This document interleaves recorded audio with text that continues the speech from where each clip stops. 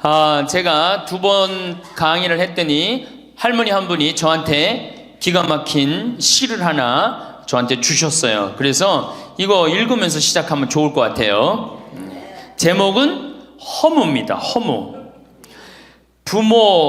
부생 모육 그 은혜가 태산보다 높고 큰데 청춘 남녀 많다지만 효자 효부 안 보이네. 시집가는 새색시가 시부모를 마다하고 장가가는 아들들은 살림나기 바쁘도다. 그러니까 아들 키워도 소용없다니까. 그냥 여우 같은 마누라 그냥 쫓아나가기 바쁘다 이거죠. 제 자식이 장난치면 싱글벙글 웃으면서 부모님이 훈계하면 듣기 싫은 표정이네. 시끄러운 아이 소리 잘한다고 손뼉치며 부모님의 회심소리 듣기 싫어 빈정대네. 제 자식이 오줌똥은 맨손으로 주무르나 부모님의 기침갈에 불결하여 밥 못 먹네. 과자 봉지 들고 와서 아이 손에 쥐어주고 부모 위에 고기 한 근 사올 줄을 모르도다. 애완동물 병이 나면 가축병원 달려가고 늙은 부모 병이 나면 그러려니 태어나고 10자식을 키운 부모 하나같이 키웠건만 10자식은 한 부모를 귀찮스레 여겨지네. 그래서 여기저기 다니면서 길에서 죽는다며요. 아들 많이 키우면은 그냥 이 집에 쫓겨가고 저 집에 쫓겨가고 가다가 자식 위에 쓰는 돈은 아낌없이 쓰건만은 부모 위에 쓰는 돈은 하나 둘씩 따져보네. 자식들의 손을 잡고 외식함도 작건만은 늙은 부모 위에서는 외출 한번 못하도다. 좋은 것 같아요. 아주 요즘 우리 할머니들이 받는 서름을 기가 막히게 표현한 것 같아요. 이런 거 듣고 고개만 끄덕일 게 아니라 실질적으로 이렇게 살아란 말이에요. 이런 자식들을 위해서 뭘 재산을 물려준다고 돈 안 쓰고 깔고 앉아갖고 그냥 참 쥐고 있어요. 내일 어떻게?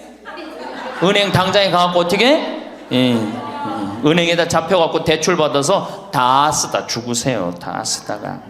자, 이제 노인 학대를 아까 못하던 얘기 좀 하겠습니다. 노인 학대를 보면 정서적으로 41%가 정서적으로 노인을 무시하는 거예요. 늙었다고, 모른다고, 무식하다고.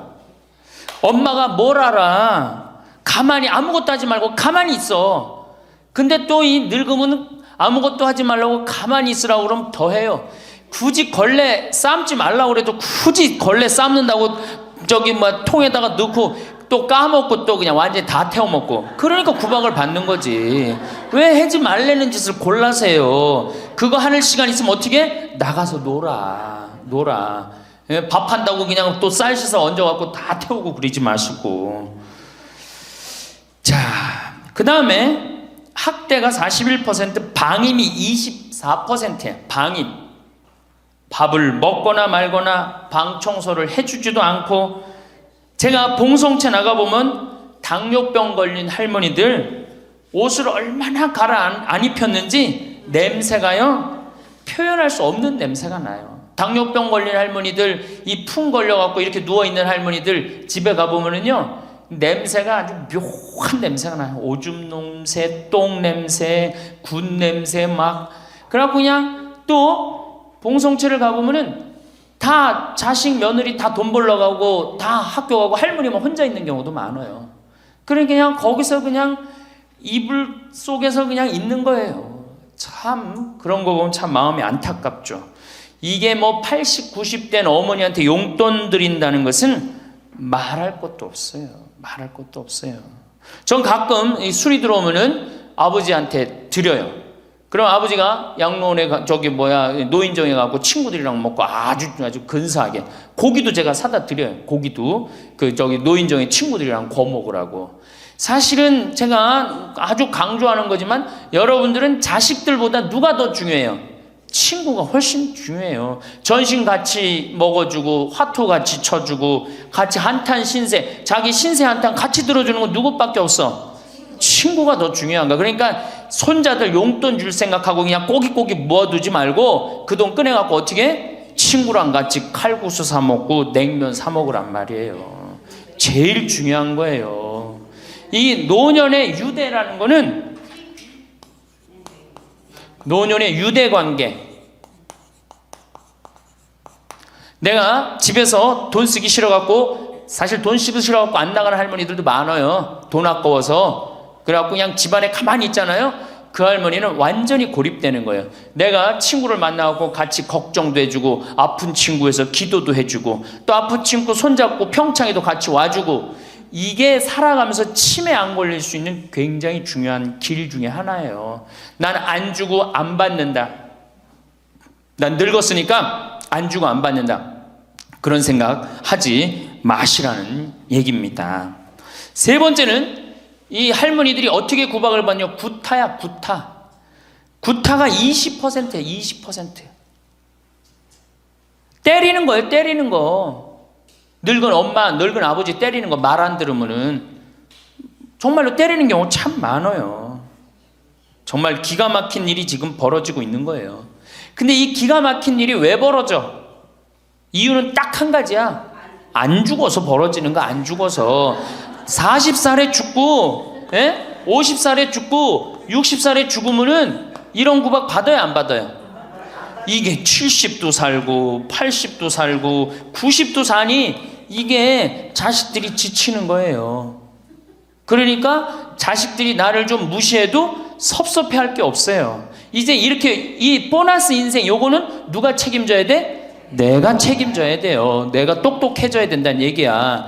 그래서 정규 학교를 만들어야 돼요. 60 넘어갖고 64살까지 학교 다니게 해갖고 이거 졸업한 사람만 100살까지 살게 해줘야 돼. 이거 졸업 안 하면은 뭐 어디로 보내든지 해야지. 이게 그냥 바보같이 살면서 자식들도 원수되고 본인들도 고통스럽고 그냥 마지막 인생을 그렇게 미움, 원망, 저주 속에서 살다가 죽으면 천당 갈 것 같아, 못 갈 것 같아요? 행복한 상태에서 죽어야지 천당 가요. 요한 바오로 2세 교황님, 난 천당 100번 가고도 남은 분이라고 생각해. 왜? 죽으면서 뭐라고 그랬어요? 나는 행복했다, 니네들도 행복해라, 그러고 가셨잖아.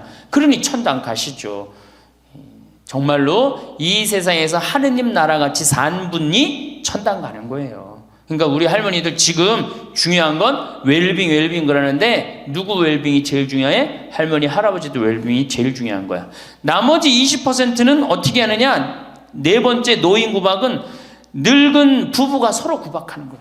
늙은 부부가 서로 죽으라고, 나가 죽으라고, 너 그러려면 나가 죽으라고. 늙은 부부가 처음 시집 올 때 다섯 곧했던 마누라가 나이를 먹을수록 거칠어지죠. 그렇죠? 얌전해지긴 뭐가 얌전해? 지금 우리 할머니들 할아버지들한테 얌전해, 안 얌전해요? 막 소리 질러 그러잖아요. 오히려 누가 얌전해? 할아버지들이 얌전해져. 늙으면 이상하게. 그러니까 할아버지들이 여성스럽고 할머니들이 남성스러워져요. 그냥 어떤 할아버지가 이제 나이를 먹으면 먹을수록 이 기가 죽어갖고 할머니가 말을 안 듣는 거야. 저녁을 먹으려고 그러는데 안방에서 마누라 오늘 저녁 뭐 했어? 국은 뭐 끓였어?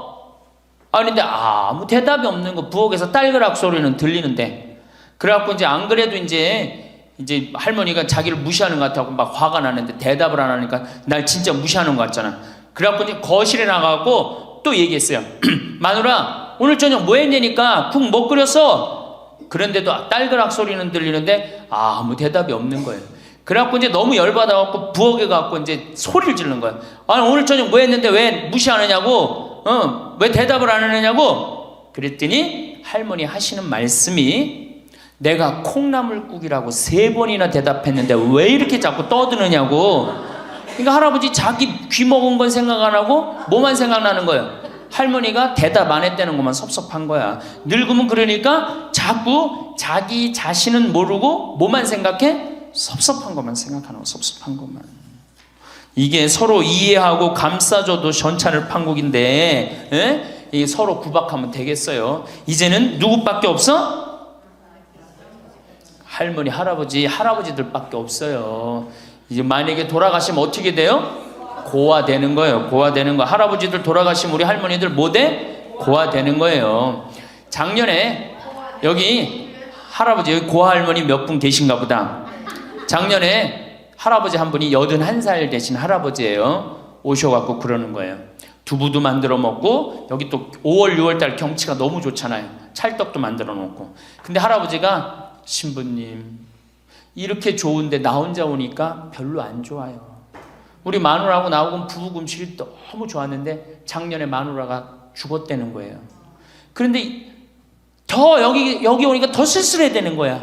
이 좋은 거 같이 봤으면 얼마나 좋을까. 이 앞에 강 바라보고 탁 저녁에 모닥불 펴놓고 놀고 아까 두부 만들어갖고 막걸리 한잔하고 이 좋은 걸 같이 했으면 얼마나 좋았겠느냐 이거예요. 그러니까 우리 할머니들 자식들 걱정하지 말고 누구 걱정해줘? 할아버지들 걱정해줘요. 자식들 뒤거 챙겨줄 거 있으면 누구 보약해드려? 할아버지 보약해드리세요. 자식은 우리나라처럼 자식한테 매이는 나라가 없어요. 그리고 자식들도 못된 거죠. 부모님이 이제 60 됐으면은 부모님 그동안 모은 재산으로 행복하게 살게 도와줘야 되는데 그걸 끝까지 뺏어 먹으려고 그러는 게 대한민국 자식들이에요. 나쁜 자식들이에요, 제가 보기에는. 자, 그래서 이제 이 세 번째 시간, 이제 진짜 이 노년의 세 번째 중요한 거 재산 관리에 대해서 지금부터 말씀을 드릴게요. 재산 관리. 노년의 재산 관리 첫 번째, 닭으로 잡아먹지 말고 달걀로 살아라. 닭으로 잡아먹지 말고 뭘로 살아라? 달걀로 살아라. 우리 할머니들 닭 몇 년 살아요? 닭. 예. 닭이 뭐 1년, 2년 산다고 그러는데 닭이 27년 살아요. 닭이 27년 살아요. 안 잡아먹으면 안 죽어요. 우리가 잡아먹어서 빨리 죽는 거지 안 잡아먹으면 안 죽어요. 그럼 내가 키운 닭이 지금 7년 키운 닭이 있는데 300알 정도 나요. 300알 정도. 아주 더울 때, 아주 추울 때 빼고는 다 나요. 그러면 우리 할머니들 닭 잡아먹으면 어때 그날? 어때 그날? 좋잖아요. 닭다리도 뜯어먹고 국물도 먹고 그 배 갈라갖고 찹쌀도 넣고 그냥 거기서 찹쌀도 먹고 다음날 있어요 없어요?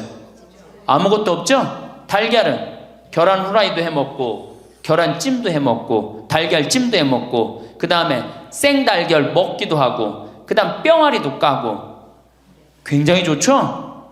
근데 늙어서 대부분이 뭘로 잡아먹어요? 재산을? 닭으로 잡아먹는 거예요. 어떻게 잡아먹어? 어머니 아버지 제가 이번에 좀 사업을 좀 하고 싶은데 가게를 내고 싶은데 어머니 이거 좀 도와주시면은 제가 어머니 아버지 집에서 잘 모실 테니까 어머니 지금 살고 있는 집 팔고 우리랑 합쳐서 삽시다. 내가 가게 낼 테니까. 할머니들이 내가 살면 얼마나 사나? 자식이 사업하겠다는데 내가 무슨 영화를 볼래나? 살면은 얼마나 사나? 몇 년 더 살아? 30년 더 살아요. 70부터 30년이 소중한데 이걸 다 까먹고 자식 해줘야 되겠다. 그리고 집 팔고 아들 집으로 들어가는 날 그날부터 할머니들은 뭐가 되는 거냐? 천덕꾸러기 되는 거예요. 천덕꾸러기 되는 거예요. 그 다음에 눈칫밥 먹는 거예요. 내 재산 주고 내가 이 집에 다 키운 자식인데도 70, 80 되면 어떻게 돼? 눈칫밥 먹고 천덕꾸러기 되는 거야. 그러니까 절대 닭으로 잡아먹으면 안 돼요. 내가 잘 아는 양반이 정년퇴직을 하고 6억을 모았어요. 6억을. 근데 아들이 가게를 하고 싶다는 거야. 가게도 그냥 서울에서 얻어야 되고. 그래갖고 내가 아버지 잘 모실 테니까 그거 좀 돈을 좀 나한테 투자를 해달라고. 그래갖고 이분이 그랬대. 내가 이제 은퇴도 했고 자식한테 기대서 살아요. 은퇴하고 자식한테 기대고 산다는 생각 절대 하지 마세요. 은퇴하고 그 돈 가지고 내가 알아서 살아야지 이 돈 자식한테 주고 기대서 살아야지 그 생각하지 마. 그래서 거지 근성을 버리라는 거예요. 제 얘기는 뭐든지 늙으면 거지 근성이 생겨요. 자식한테 기대서 살고 어디 가면 날 해주길 바라고. 그렇죠? 이 생각을 버려야 돼. 이제 독립적인 주체로 살아가야 된다는 생각을 해요. 그래서 자식한테 6억을 딱 줬는데 다음날 이자가 나와야 안 나와요? 다음 달 안 나오죠? 이 은행에다 놓으면 이자 아무리 못 돼도 한 200만 원, 300만 원 나올 거야. 그럼 200만 원, 300만 원 원금도 있고 이자도 200만 원, 300만 원이면 어떻게 해요? 쓸만해져? 근데 아들은 자기 사업 유지하기도 바쁜데 부모님 한 달에 200만 원, 300만 원 용돈 드릴 수 있어요, 없어요? 우리 자식들 의식 속에는 무슨 의식이 있어? 부모 돈은 내 돈이라는 의식이 있어. 도둑놈 심보가 있단 말이에요. 도둑놈 심보가. 결국은 이분 60 넘은 젊은이 아니야. 젊은이. 이분 어떻게 아파트 경비 나가고 있어요. 결국은 자기 인생 누가 망친 거야? 본인이 망친 거예요. 본인이 자기 발등 누가 찍은 거야? 그래서 이제 누구 원망해? 자식 원망하는 거예요. 원망하고 있는 거예요. 누가 잘못했어? 할머니들이 잘못한 거지. 할아버지들이 잘못한 거지. 남은 30년 인생 휴가다, 보너스다. 내가 가지고 이제까지 벌은 거 이거 갖고 잘 써야 되겠다. 이 생각을 하셔야 된다는 겁니다.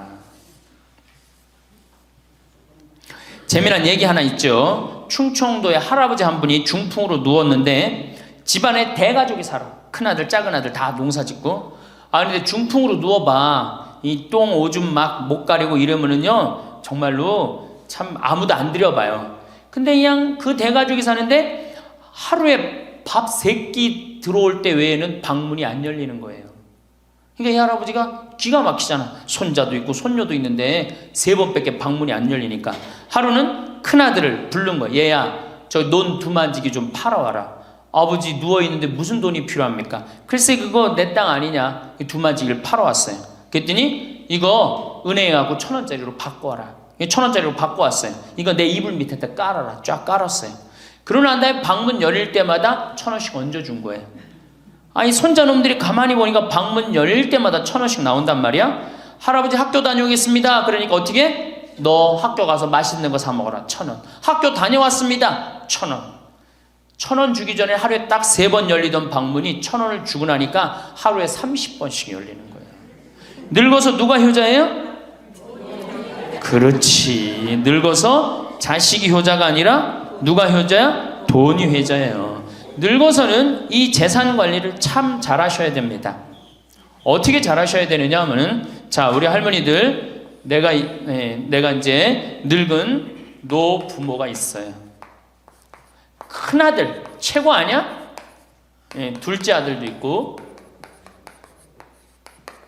딸도 있고 막내딸도 있어요. 그런데 누구한테 자꾸 사업비를 대줘? 큰아들한테 계속 사업비를 대줬어. 그런데 부모한테 돈 뺏어갖고 사업하는 놈 중에 성공하는 놈들 없어요. 쉽게 들어온 거 갖고 어떻게 성공을 해요? 그래갖고 이놈이 IMF 때 쫄딱 망했어. 쫄딱 망해갖고 집도 다 날라가 버렸어. 집도 다 날라가니까 이 노부부도 이제 돈 한 푼도 없고 다 날렸어. 보증승 것까지 해갖고 은행에 다 날렸어. 그러면은 둘째 아들네 집에 가면 둘째 아들이 받아줄 것 같아? 안 받아줄 것 같아? 안 받아주죠? 나 힘들고 어려울 때 어머니 아버지가 나한테 해준 게 뭐 있냐고 그 좋아하는 큰아들한테 가라고 그 쫓겨나는 거예요. 그리고 여기 딸한테 가면 딸이 받아줄 것 같아요? 그 좋아하는 엄마 아들한테 가라고 그러고 갈 데가 아무것도 없는 거예요. 나이 먹어갖고 한 자식한테 재산 주는 것처럼 어리석은 게 없어요. 그리고 재산을 줘서도 안 되고 그러니까 기브 앤드 테이크를 해야 돼. 나이 먹어서 기브 앤드 어떻게? 테이크 주고 받아야 돼. 제가 평화방송에서도 한번 얘기했지만 우리 어머니가 저한테 예전에 내 차가 고장이 났었어요. 에어컨이. 그랬더니 내 차를 한번 타보시더니 신부님 차 고장이 나고 어떻게 하느냐고 그래갖고 은행에서 돈을 찾아갖고 10,000원짜리를 이렇게 신문지에 싸갖고 왔어. 그 수표로 갖고 어떤데 그래갖고 이렇게 싸갖고 왔어요. 그래서 어머니가 주신 돈으로 소나타 EF 소나타 골드를 샀어요. 그러니까 내가 어머니가 나한테 그 엄청난 좋은 차를 사줬기 때문에 난 지금 어머니한테 용돈 드리는 거 하나도 아깝지 않아요. 아깝지 않을 뿐더러 지금 내가 용돈을 앞으로 10년을 드려도 못 갚아요. 그러니까 기브 앤드 테이크야. 우리 누나도 어머니가 차를 한 대 사줬어요. 누나도. 그래갖고 어머니가 강원도 놀러 가고 싶다. 언제든지 모시고 와. 왜? 차 사줬으니까. 지리산 놀러 가고 싶다. 그럼 언제든지 모시고 가요. 기브 앤드 테이크예요. 큰아들, 딸이 대학에 들어갔어요.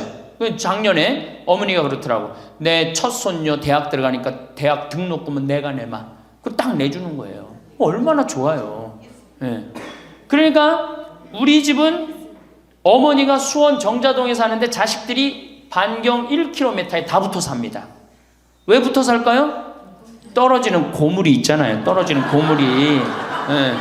그러니까 반경 1km 다 붙어 사는 거예요. 또 반대로 제가 우리 자식들한테 원칙을 정해놨어요. 부모님한테 용돈 드리는 원칙. 그래서 우리 어머니 아버지가 1년에 연봉 2천만 원이 넘어요. 자식한테 받는 용돈이. 많이 받죠? 그러면 그 돈 가지고 어머니 아버지가 당신을 위해서 쓰십니까? 또 모아뒀다가 어떻게? 자식한테 쓰고. 그래야지 치매가 안 걸리는 거예요. 저는 정말로 감사한 게 우리 어머니 아버지가 아직도 아파서 병원에 입원 한 번도 안 했다는 거예요. 지금도 뭐 이제 소백산에 송이 캐러 가신다고 나한테 전화를 하셨어요. 가실지 안 가실지 모르겠지만 그럼 또 소백산 꼭대기까지 뛰어 올라갔다 뛰어 내려오는 거예요. 우리 아버지. 그게 좋은 거예요. 부모 자식 지간이 그래야지 뭐가 싹 터요? 사랑이 싹 트는 거예요. 효도는 이제 없어진 시대고 뭐만 남아있는 거예요? 사랑을 하느냐 안 하느냐만 남아있는 거예요. 이걸 누가 잘해야 돼? 할머니들이 잘해야 되는 거예요. 한 자식한테 몰아주지 말고, 에? 어느 자식 불쌍하다고 뭐 계속 보증서 주지 말고 그럴 것도 없어요. 그냥 은행에 가갖고 어떻게 딱 맡기고 난 다음에 그거 갖다가 쓰면 되는 거예요. 자, 닭으로 잡아먹지 말고 뭘로 해라? 달걀로 살아라. 그러니까 자식한테 절대 주지 말고. 그럼 신부님 무슨 재주로 달걀로 삽니까? 방법이 뭡니까? 부동산에 집착하지 마라. 늙어서 부동산에 집착하지 말라. 우리 할머니들 지금 안양 거기 그 주공하고 이 인공마을 그 개발돼 갖고 지금 아파트 한 채 3억, 4억, 5억 한다 그러죠? 그러면 할머니들이 지금 4억짜리 아파트 살 이유가 있어요? 4억짜리 살 아파트가 있어요? 그걸 팔으라는 거예요. 그거를 팔고 어떻게? 15평, 20평으로 가라는 거예요. 지금 3번에 보면 50평 이 은퇴한 할머니 할아버지들이 50평에 사는 할머니들이 무지 많아요. 50평이 밥 먹여줘요? 뭐만 나와?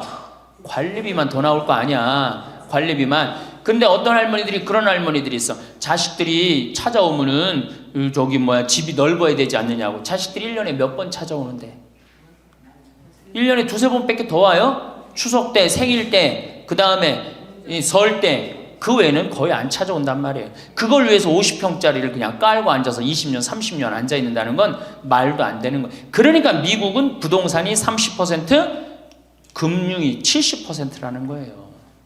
그러니까 만약에 좁은 집에 해갖고 은행에다가 지금 3번에 뭐 5억, 6억이라는데 그거 은행에다 넣어놓으면은 어머니 아버지 인사 갈게요. 그래, 인사 오면 내가 호텔로 와라. 호텔에서 내가 맛있는 거 사줄 테니까. 그리고 먹어서 보내요.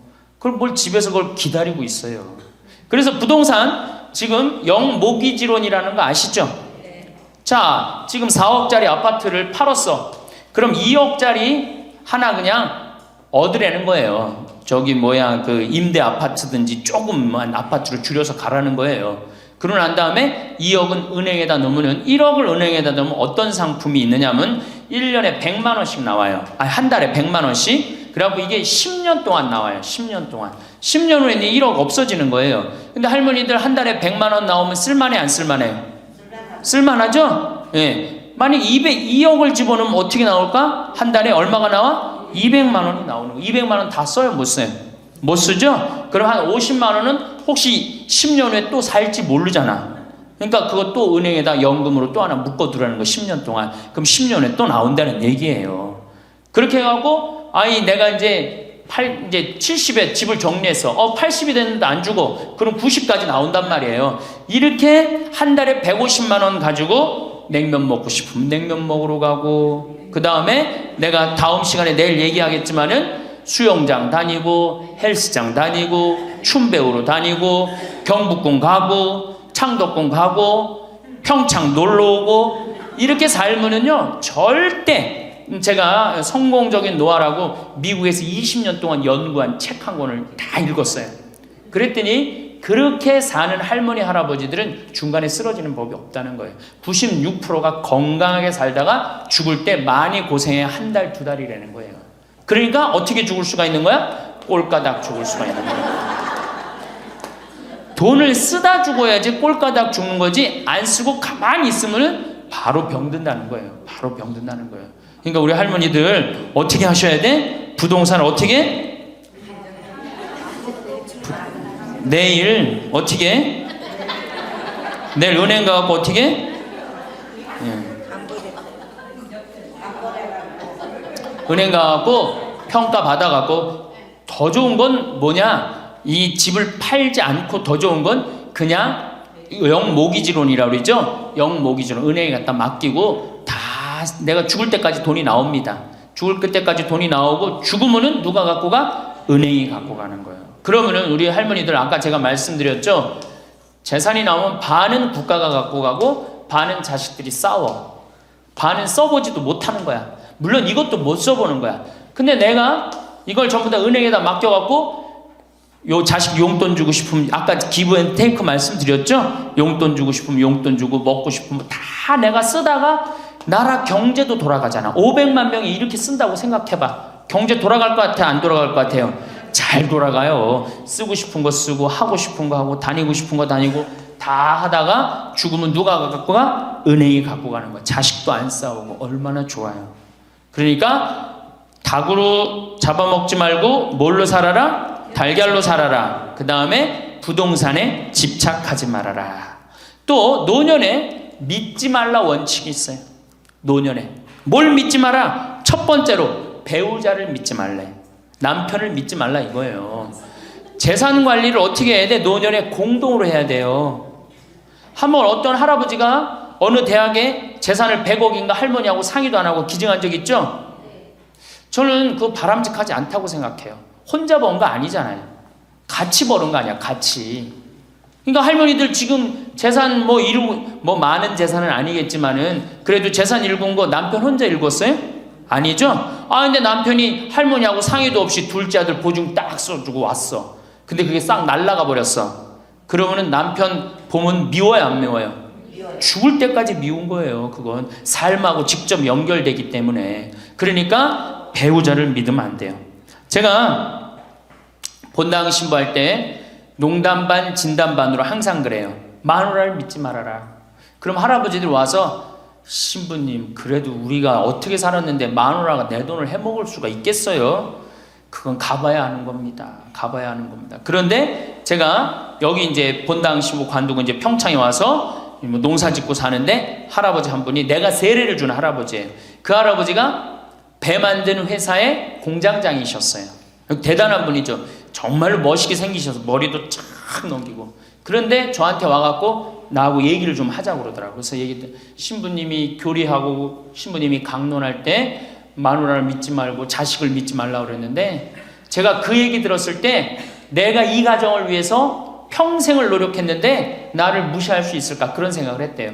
근데 당신이 은퇴하고 난 다음에 자식들 아파트 한 채씩 다 사주고 평생 배 만든다고 자식들은 서울에서 살지만 본인은 저 아래 가서 살았단 말이야. 너무너무 미안해갖고 이 아파트 이름도 부인 이름으로 해주고 부인한테 2억인가 3억인가 현찰로 줬대요. 그러니까 자기 가족인 걸 다 나눠준 거예요. 근데 그게 딱 나눠주고 나니까 부인이 이혼하자고 그랬대. 이혼하자고. 정말로. 그래서 너무 놀랬대요. 왜 난 평생 당신 자식들 키우고 뒷바라지만 했는데 당신 평생 해고 싶은 대로 다 하고 이제 집에 들어와고 나보고 뒷바라지 하라는 거냐? 난 못한다. 그러더라는 거예요. 그래갖고 그러면 나 혼자 살 돈이라도 줘라. 그 돈을 내가 왜 주냐? 그 할아버지가 나한테 와서 울면서 얘기하는 거예요. 절대 배우자를 믿으면 안 돼. 우리 어머니가 한 6년 전인가 아버지가 이렇게 자식들이 용돈 주면 이렇게 통장에 돈을 모아두는 통장이 있어요. 한 500만 원인가 600만 원 모아졌는데 어머니가 꼬신 거예요. 70이 돼서 여보 우리 살면 얼마나 사냐. 우리 수의나 좀 하나 해두자. 당신 거 내 거 나중에 자식들 불편하지 않게. 그럼 우리 아버지 또 착하니까 이제 갚는다고 어머니가 뭐 3월인가 4월에 돈 나오는 게 있으니까 1월 달에 수의하자고. 그래갖고 아버지가 줬대요. 갚는다고 그래서. 지금도 아직도 안 갚았어요. 지금도. 이 마누라를 믿으면 안 돼요. 마누라를 믿으면. 그리고 또 한 가지 중요한 거. 수의해놨는데 지금 6년 전인가 7년 전에 600만 원인가 700만 원짜리 두 분 수의해놨는데 그거 지금 죽지도 않고 그거 장롱에서 썩고 있어. 썩고. 제발 그런 짓 하지 마세요.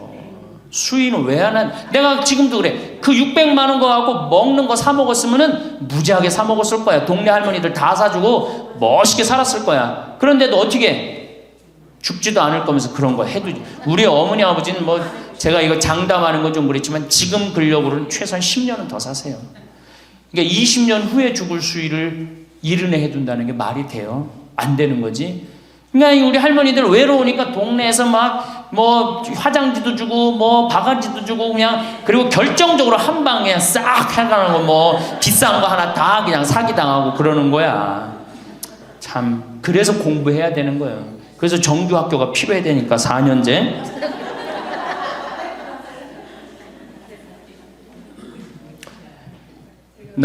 배우자를 믿지 마라. 두 번째, 누구를 믿지 마라? 자식을 믿지 마라. 올해 아주 재미난 통계가 하나 나왔어요.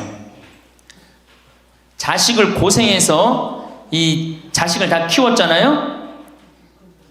자식이 생활비로 지원받는 게 70 넘은 부모님들이 자식한테 1년 동안 생활비 지원받는 게 100만 원이야. 100만 원. 40%의 부모님들이 자식한테 1년에 100만 원 지원받아요. 100만 원 지원받으면 한 달에 얼마일까요? 7만 원도 안 돼. 8만 원, 8만 원. 대학 졸업한 자식이 지원해 주는 건 얼마일까요? 대학 졸업한 자식이 146만 원이에요. 대학 졸업한 자식이. 그러니까 대학 졸업한 자식은, 대학 안 졸업한 자식은 9만 원 정도 부모한테 대주고, 대학 졸업한 자식은 11만 원, 2만 원 정도 대주는 거예요. 대학 보내나 안 보내나 늙어서는 어떻게? 똑같아. 그러니까 내가 자식 대학 보냈다고 호강할 거다, 그런 생각하지 말라는 거예요. 자식들이 투자는 저희에게 맡기시고 당신은 인생에 투자하십시오.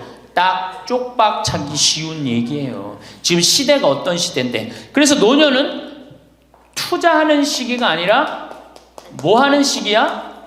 관리하는 시기예요. 투자하는 시기가 아니라 관리하는 시기야. 노년은. 그러니까 우리 할머니들은 내가 가지고 있는 걸 얼마나 관리하느냐에 따라서 삶이 결정돼. 그리고 이 투자라는 거 재미난 얘기 하나 해줄게요. 또, 자, 미국이 인베스트 뱅크라고 그래. IB 은행이라고 그래요. 투자 은행이라고 그래. 미국 놈들이 우리나라 IMF 터졌을 때 자기네들 은행에서 투자 막 해갖고 우리나라 거 다 싼 값으로 다 사갔죠? 그 놈들 지금 어떻게 됐어요? 지금 미국이 어떤 꼴 나요? 10년 전 우리나라 꼴 똑같이 나왔고 나라 도산하게 생겼어요. 미국이. 투자라는 건 위험한 거예요. 투자라는 건. 이게 자본주의가 결코 좋은 게 아니에요. 자본주의가. 이 도둑놈들이지. 돈 모아갖고 가난한 거 뺏어갖고 열심히 일궈놓은 거 다 뺏어가고, 이게 현대 자본주의야. 좀 어려운 얘기하면 신자유주의라는 거야. 이건 뭐 알 필요도 없지만 하여튼 굉장히 나쁜 거예요. 미국 놈들이 주장했던 거고. 누가 반대한 거야? 요한 바오로 2세 교황님이 철저하게 반대하고, 지금 베네딕토 16세 교황님도 철저하게 반대한 게 바로 신자유주의예요. 신자유주의라는 게 뭐냐? 미국에 돈 많은 놈들이 우리나라 회사 살 수 있는 거. 그게 신자유주의예요. 그러니까 이 벽을 없앤 거예요. 나라의 벽을 없애갖고. 그런데 그 놈들이, 투자한 놈들이 지금 어떻게 됐어? 쫄딱 망하게 생긴 거예요. 그러니까 지금은 어디든 내가 가지고 있는 걸 잘 관리하는 게 훨씬 중요한 거예요. 우리 할머니들 지금 뭐 어디 땅 사갖고 땅값 뛰면 뭐 하려고. 내가 아파트 지금, 내가 어떤 할머니를 보니까 83살인데 판교에 청약을 했어. 판교에 청약을. 그럼 83살 먹은 할머니가 판교에 청약한 이유는 오로지 뭐 하나야? 자식한테 물려주려고 그러는 거. 왜? 10년, 뭐 지금은 또 제도가 바뀐다고 그러지만 10년 동안 그 판매를 못하게 돼 있어요. 아파트를 한번 사도. 안타까운 거죠. 그거 할 돈 있으면 10년 동안 할머니 시컨 쓰다 죽어야 되는데, 죽으면서까지 누구 생각하는 거? 우리는 자식들 생각하는 거야. 참. 근데 그 자식들이 그런 부모를 안 하냔 말이야. 아까 시 읽은 것처럼 자식 위에 쓰는 돈은 아낌없이 쓰건만은 부모 위에 쓰는 돈은 하나둘씩 따져보내. 자식들의 손을 잡고 외식함도 잡건만은 늙은 부모 위해서는 외출 한번 못하도다. 또 얘기하잖아. 애완동물 병이 나면 가축병원 달려간다. 그러니까 우리 할머니가 10번째라고. 맞아요. 그 자식들한테 뭘 그렇게 해 대냔 말이야. 제발 그러지 마세요. 다 쓰다가 남으면 누구한테 갖다 줘? 한시모님한테 갖다 줘. 한시모님한테. 한시모님한테 갖다 주기 싫으면 나한테 갖고 오든지, 아니면 나한테 갖고 오기 싫으면 어디에 갖다 줘? 복지시설에 갖다 주고 돌아가세요. 자식한테 주지 말고.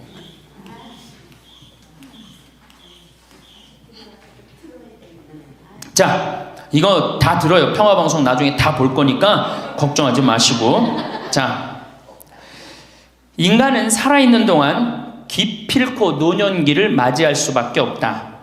각기 연령층에 따라 특별한 은총을 갖고 있기에 늙는다는 것을 굳이 슬퍼할 이유는 없다. 늙었다는 것이 어떤 특별한 자랑이 될 것도 아니련만 고집들이 보통이 아닌 것이 오히려 서글프다. 늙어서 친구들이 더 그리우면서도 만나면 너그럽게 이해하고 보살펴 하련만 남의 탓 들춰내면서 자기 우정의 교류를 단절시키는 것이 아쉽다. 자꾸 나이를 먹으면 단절을 한단 말이야. 그러지 말라는 거예요. 마음도 넓게 가지고. 살아온 길이 각기 다르기 때문에 너와 내가 서로 다름을 깊이 인정하여야 하지만 자기만의 삶의 길이 옳은 것인양 우쭐대는 모습이 우습다. 늙어서는 새롭게 만나게 되는 사람도 점점 적게 된다는 것을 알고 만났던 사람들에게 더욱 애정을 쏟으면서 만났던 것을 아름다움으로 간직하고 소중하게 여겨야 한다. 그러니까 우리 할머니들 비산동 성당에서 10년, 20년 같이 다 사귀어왔던 친구 아니에요?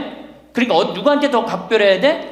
친구들한테 더 각별해야 된다는 거예요. 지난 세월의 삶이 소중한 것이고 거룩한 것이기 때문에 지금 흐르는 이 순간들을 정성을 들여 값지게 살아야 한다. 그러니까 지금 값지게 살아야 된다는 거예요. 값지게. 예.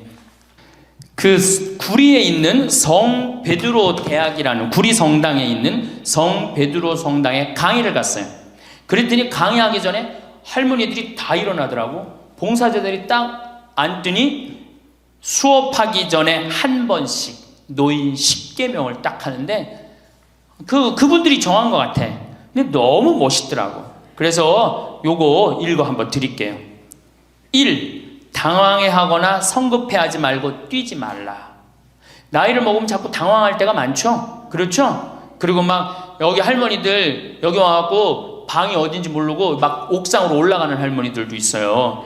그런데 그럴 때 어떻게 당황해하지 말고 성급해하지 말고 물어보면 돼. 근데 나이를 먹으면 자꾸 당황하라고 성급해. 그리고 안 되면 그 다음에 신경질을 부려요. 왜 이러느냐고. 할머니들 아까 저 밑에서 여기 위에 올라올 때 힘들었어 안 힘들었어요? 그 여기 모든 할머니들이 우리 계단에 올라올 때 막 승질을 내.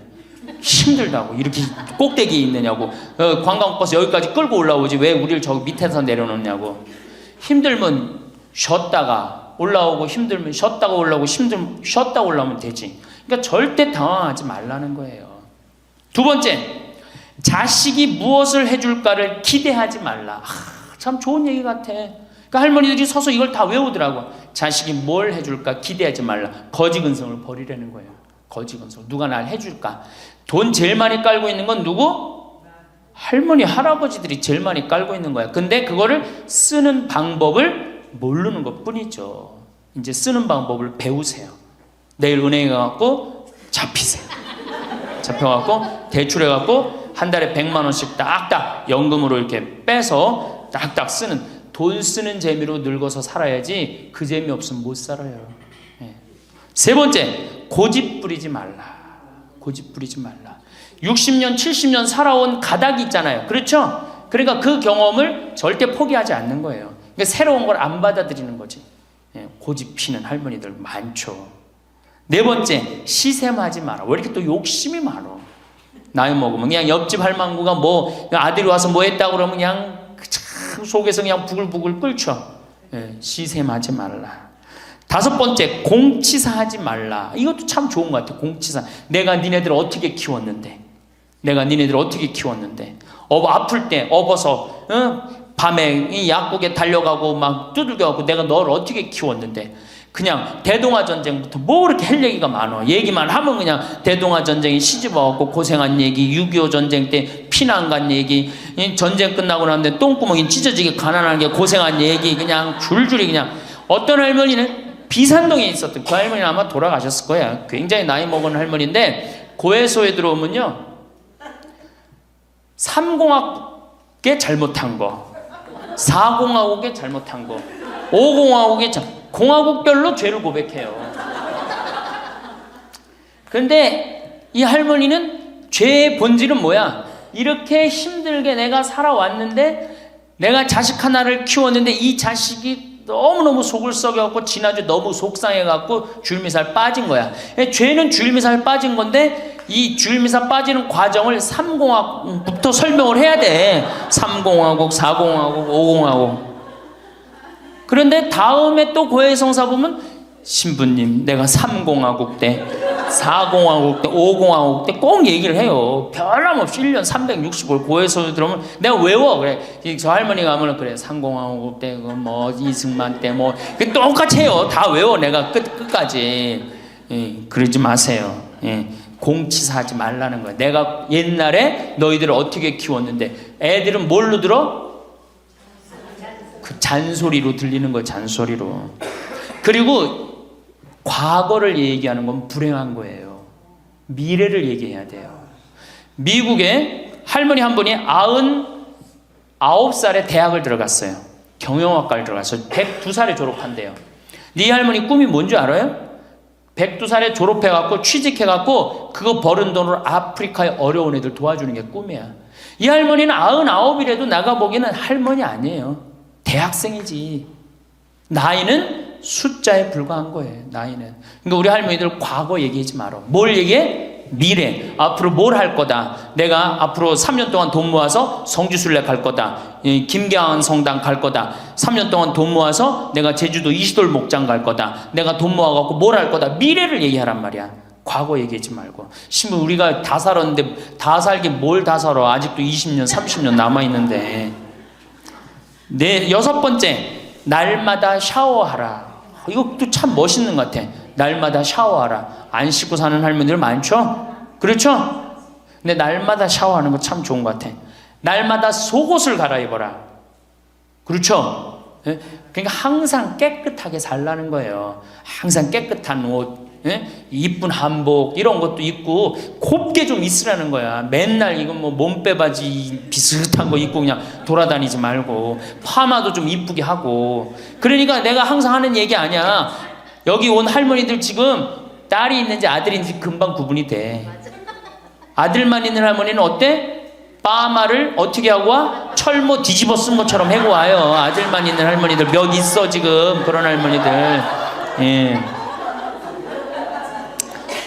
자기 아들은 엄마가 파마를 철모 뒤집어 쓴 거 했든지 뭐 했든지 관심 없어요. 딸이나 돼야지 엄마 그 좀 염색도 좀 하고 웨이브도 좀 이렇게 주고 그러라고 그러지. 이 8번째, 많이 듣고 조금만 말하라. 많이 듣고 많이 들으라는 거는 공부하라는 얘기예요. 공부. 제가 내일 이제 그 얘기는 드릴 거예요. 그 다음에 9번째, 많이 움직이고 많이 걸어라. 이 굉장히 중요해요. 나이 먹으면 자꾸 근육이 땡기기 때문에 걷고 싶어 안 걷고 싶어요? 안 걷고 싶죠? 그러니까 안 걷고 싶으니까 그냥 집에서 참 쪼그리고 앉아있어. 쪼그리고 앉아있으면 굳는 거예요. 그대로 굳어버리는 거예요. 쪼그리고 앉아있으면. 그러니까 가능한 한 많이 걸으라는 거야. 그러니까 성당 평일미사 열심히 다니세요. 그냥 다닐 수 있을 때까지 다니시는 게 좋은 거예요. 그러니까 우리 할머니들은 지금 이 나이에 비산동 성당에 어르신 성경대학 나와서 배우지, 평일미사 나오지, 성경대학 나오면 밥 주지, 친구 있지. 아, 하느님 믿어서 받는 은총이 어때요? 정말 엄청난 거예요. 그런데 하느님한테 죽을 때 안 바치고 죽고 누구한테 주고 죽으려고 그래?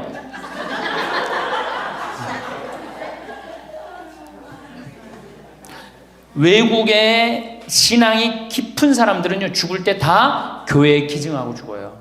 신앙이 깊은 사람들은 자식한테 물려준다는 생각이 없어요. 우리나라처럼 이렇게 자식한테 매이는 나라가 없어요. 10번째, 이게 이제 그 얘기를 딱 해내. 욕심을 줄이고 나누어 주어라. 욕심을 줄이고 나누어 주어라. 계속 나눠 주고 이제 얼마 안 남았는데 뭘 그렇게 끌어안아? 계속 나눠 주라는 거예요. 계속. 그래서 이게 우리 할머니들, 제가 우리 할머니들 보면은 어디 잔치집에 가면은 뭐부터 챙겨?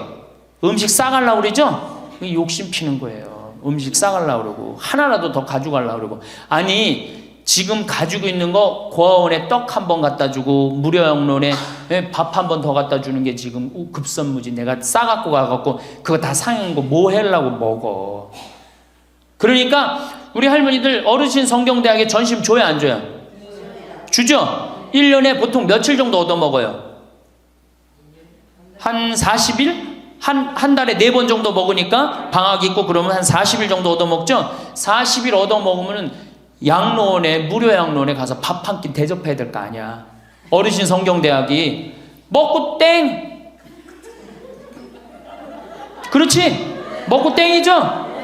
그러니 이게 이게 하느님의 자식이 아닌 거지. 껍데기만 자식인 거죠. 이제 어떻게? 욕심을 줄이고 나누어 주어라.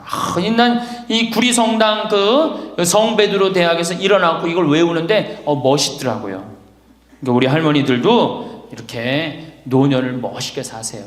내일은 노년을 어떻게 하면 멋있게 사느냐, 정말 내일은 제대로 제가 내일 말씀을 드릴 거예요. 그래서 우리 할머니들 이제 이거 끝나고 여 바깥에 지금 이제 모닥불 피고 놀 거죠? 네, 모닥불 지금 펴줄 거야. 그 모닥불 피면은, 자, 우리 젊은 사람들한테 이 남은 이 지금 30년, 40년이 소중해. 지금 10년 남은 할머니들이 소중해. 10년 남은 할머니들이 소중해지. 그러니까 오늘 밤에 모닥불 펴줄 테니까 이 밤을 불살르라고. 예? 원 없이 그냥 즐겁게 노시라고. 예? 본당 신부님도 온다고 내가 통화했으니까 이 밤을 불살르고 즐겁게 보내세요. 아까 보니까 벌써 춤추고 노래하는 할머니들이 있는데 그렇게 사셔야 된다는 거예요. 제발 자식 걱정하지 말고. 자식 걱정한들 해결해 줄 수도 없고 자식의 마음에 담지도 않아. 근심 걱정 다 털어버리고 어떻게? 모닥불 펴놓고 이 밤을 불살르시기 바랍니다. 여러분, 황창현 신부님 말씀 어떻게 들으셨나요? 신부님의 깊이 있는 통찰은 우리 노년의 삶을 어떻게 가꾸어 나가야 할지에 대해 많은 생각을 하게 만듭니다. 그 말씀들을 하나하나 되새기며 우리 삶에 적용할 부분들을 함께 이야기 나누어 보면 좋겠습니다. 신부님께서는 먼저 노년기에 경험할 수 있는 외로움이나 자녀들로부터 느끼는 서운함에 대해 현실적으로 짚어주셨습니다. 자녀들이 성장하고 각자의 가정을 꾸리면서 바쁘게 살아가다 보면 때로는 부모님께 예전만큼 신경 쓰지 못하는 경우가 생기기 마련입니다. 이것은 어쩌면 자연스러운 삶의 과정일 수 있습니다. 하지만 이럴 때일수록 우리는 자녀에게만 의지하려 하기보다는 우리 삶의 주도권을 스스로 쥐고 당당하게 나아가는 것이 중요하다고 신부님은 강조하십니다. 저 역시 이 말씀에 깊이 공감합니다. 우리 스스로가 삶의 든든한 중심이 될 때 자녀들도 편안한 마음으로 우리를 대할 수 있고 우리는 더욱 풍요로운 관계를 맺을 수 있을 겁니다. 삶의 연륜에서 오는 지혜로 우리 스스로를 더욱 단단하게 만들어가는 과정이 필요합니다. 그래서 황 신부님은 노년의 친구가 얼마나 소중한 존재인지 거듭 말씀하셨습니다. 때로는 자녀보다 더 깊은 속내를 터놓을 수 있는 것이 바로 친구입니다. 비슷한 시대를 살아왔고 유사한 경험을 공유했기에 말하지 않아도 통하는 위로와 공감을 얻을 수 있습니다. 함께 웃고 함께 걱정하며 서로의 삶을 지지해주는 친구 관계는 노년의 정서적 안정에 큰 힘이 됩니다. 지금부터라도 오랜 친구들과의 관계를 더욱 돈독히 하고 새로운 만남에도 마음을 열어 좋은 것을 만들어가는 노력이 우리 삶을 더욱 윤택하게 할 것입니다. 이는 마치 마음에 따뜻한 온기를 불어넣는 것과 같습니다. 경제적인 안정 역시 행복한 노년의 중요한 기반이 됩니다. 신부님께서는 평생을 바쳐 이룬 재산을 자녀에게 미리 전부 물려주기보다는 알을 낳는 암탉처럼 지혜롭게 운용하여 안정적인 생활을 유지하는 것이 현명하다고 조언하셨습니다. 이는 단순히 돈을 움켜쥐라는 의미가 아니라 경제적으로 자립하여 누구에게도 아쉬운 소리 하지 않고 당당하게 살아갈 권리를 지키라는 말씀일 겁니다. 신부님께서 언급하신 영모기지 제도 같은 것도 잘 알아보면 우리 집에서 계속 살면서도 일정 소득을 확보할 수 있는 좋은 방안이 될 수 있습니다. 중요한 것은 정보를 얻고 우리 상황에 맞게 주체적으로 판단하고 결정하는 자세입니다. 가족 간의 신뢰는 무엇과도 바꿀 수 없는 가치이지만 특히 재산 문제에 있어서는 신중함과 투명성이 필요하다고 신부님은 지적하셨습니다. 배우자나 자녀와 재정 상황을 공유하고 중요한 결정은 함께 논의하며 공동으로 관리하는 것이 오해를 막고 불필요한 갈등을 예방하는 길입니다. 이는 서로를 믿지 못해서가 아니라 오히려 더 깊은 신뢰를 쌓아가기 위한 과정입니다.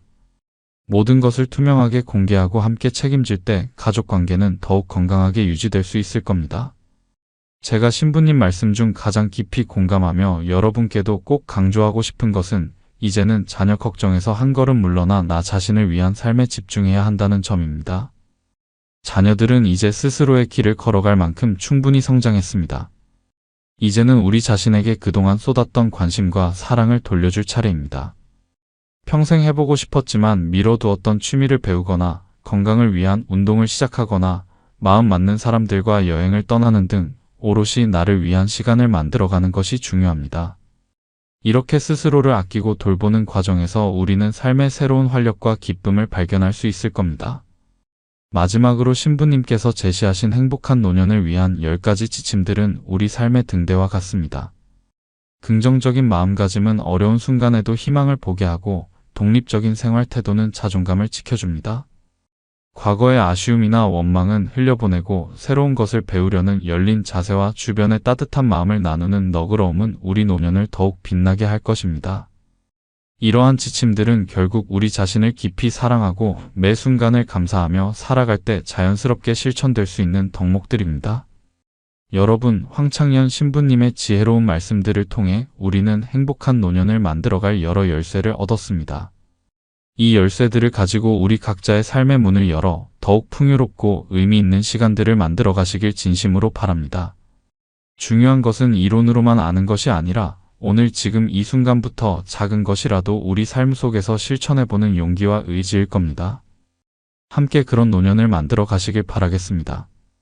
이어서 황창현 신부님의 말씀을 듣겠습니다. 자, 이제 노년에 대해서 첫 번째 시간에 우리가 의학이 발달해서 우리가 현대 기계 문명 덕분에 안 죽는다고 말씀을 드렸어요. 우리 할머니들은 100살 사시고 저 뒤에 계신 젊은 분들은 120살 산다고 말씀을 드렸어요. 그러니까 이제는 인생을 설계를 보통 60 내지 70까지 설계를 하시는데 이제 설계를 바꾸셔야 됩니다. 어떻게? 여기 계신 할머니들은 100살까지, 뒤에 계신 젊은 분들은 120살까지 살 거를 계획을 짜셔야 돼요. 그래야지 인생의 의미가 있는 겁니다. 두 번째 시간에는 제가 뭐라고 말씀을 드렸느냐 하면 노년이 되면 외로움이 가장 큰 문제예요. 상실감을 많이 느끼기 때문에 외로움이 오고 그 다음에 자식과의 관계가 불편하고 오로지 누구밖에 없다? 남편밖에 없다. 남편 죽는 날 그날부터 뭐가 된다? 고아된다. 그러니까 정말로 노년에 가장 소중한 사람은 남편이요 아내다. 그런 말씀 드렸어요. 그래야지 외롭지 않게 돌아가실 수 있어요. 그러니까 남편과의 관계에서 가장 좋은 건 뭐야? 남편 전날 죽고 그 다음날 따라 죽는 게 제일 좋은 거예요.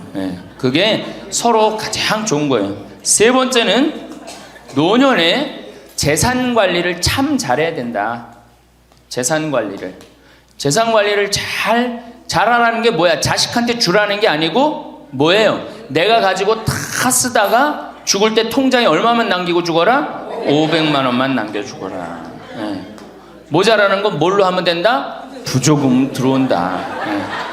그렇게 말씀드렸어요. 자, 요 세 가지만 이해를 해도 노년에 대한 이해를 잘하는 거예요. 그러면 이제 오늘 시간은 뭘 할 거냐? 이제 내가 이 남은 인생을 어떻게 살아야지 즐겁고 행복하냐? 행복한 방법에 대해서 지금부터 말씀을 드리겠습니다. 잘 들으시기 바랍니다. 저는 원래 좀 몸이 현찮았어요. 우리 할머니들 15년 전에 나 봤을 때 47kg라고 말씀드렸죠? 지금은 57kg예요. 원래 63kg까지 살이 쪘다가 제가 살을 빼갖고 지금 아주 좋습니다. 그런데 노년에 가장 두려운 게 뭐예요? 내가 쓰러질까봐, 내가 누워서 이 자리 이렇게 그냥 보존하고 그냥 누울까봐가 가장 두렵다는 거예요. 그런데 우리나라는 아직 그런 통계가 잘 안 나왔지만은 미국은 96%가 건강하게 산대요. 마지막 죽기 전 6개월, 1년 요 정도 고생을 하고 대부분이 96%가 건강하게 산다는 거예요. 그러니까 우리 할머니들이 제일 신경 써야 되는 게 이제 뭐야? 건강이야. 그러니까 첫 번째 운동해라. 우리 할머니들 수영장 다니세요. 수영장. 그 할머니들 그 안양에 그 시립 수영장 있죠? 예, 거기 가면 할머니들은 또 깎아줘요. 그래서 어떤 시립 수영장 27,000원 한 달에, 안양은 내가 보기엔 한 33,000원에서 한 3만 원? 그래, 맞아. 3만 원밖에 안 해. 수영장 한 달 내내 다니는 게 3만 원이면 생각해봐. 이게 많은 돈이에요, 적은 돈이에요? 어떤 할머니한테 많고 어떤 할머니한테 적은 돈이죠. 그런데 쉬운 방법이 있어요. 오늘 집에 가서 어떻게? 은행에 들르라니까. 네, 오늘 은행에 들러갖고 어떻게? 바로 집을 잡히는 거예요. 그래갖고 한 달에 100만 원씩 받는 영모기지론 하면은 한 달에 3만 원. 적은 돈이에요, 많은 돈이에요? 적은 돈이에요. 그러면은 아마 일주일에 3번 가는 걸로 내가 알고 있어요. 일주일에 3번 가면은 가서 수영하라는 게 아니에요, 할머니들.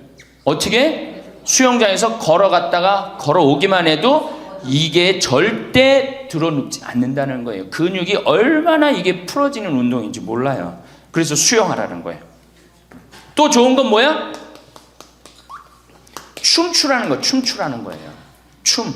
어저께 시부님하고 얘기를 하다 보니까 이제 점점 이 어르신 성경대학을 많은 프로그램을 하겠다고 그러시더라고요. 그래, 춤추는 거 좋은 거예요. 나이 먹어서 춤추는 거 굉장히 좋은 거예요.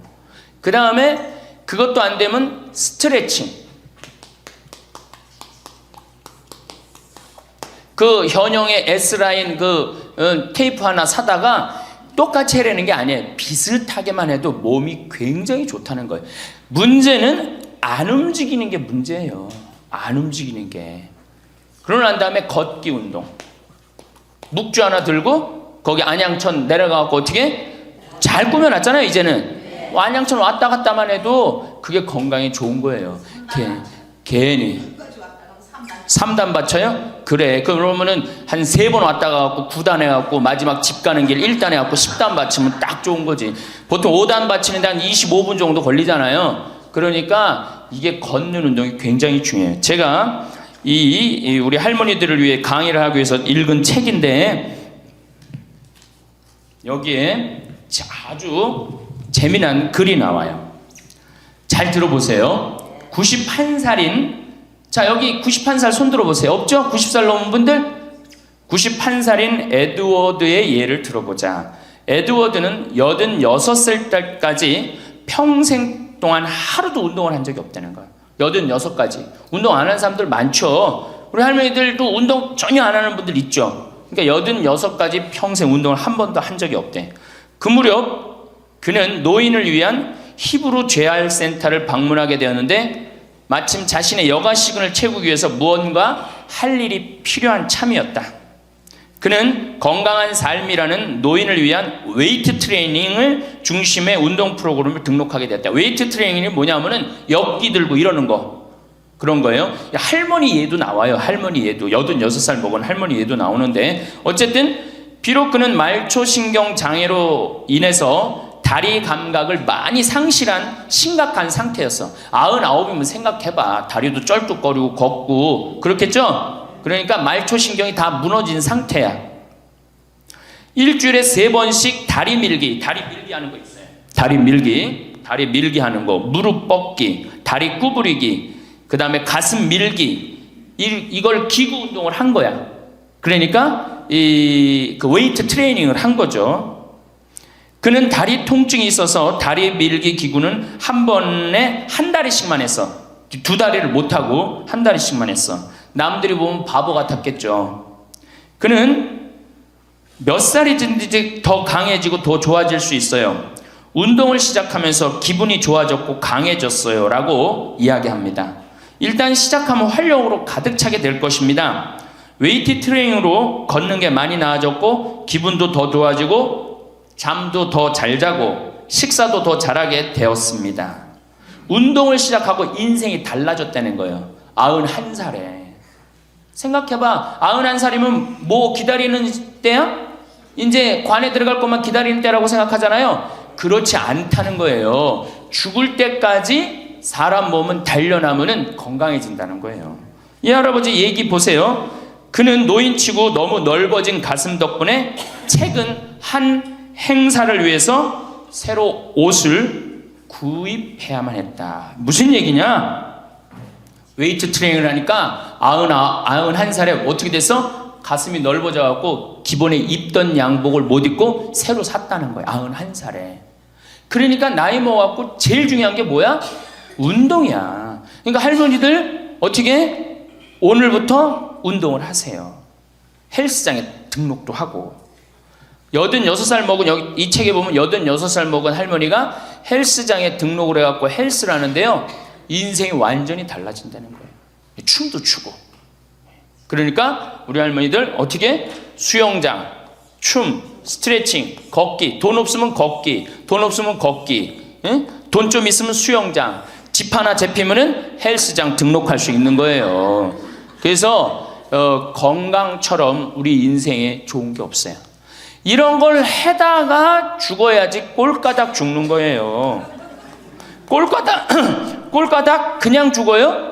절대 그냥 꼴까닥 죽지 않아요. 아무것도 안 하면은. 근데 이걸 계속 하다 보면은 마지막에는 근력이 다 떨어질 때는 그냥 일본에서 그래요. 팽팽하게 산다는 거.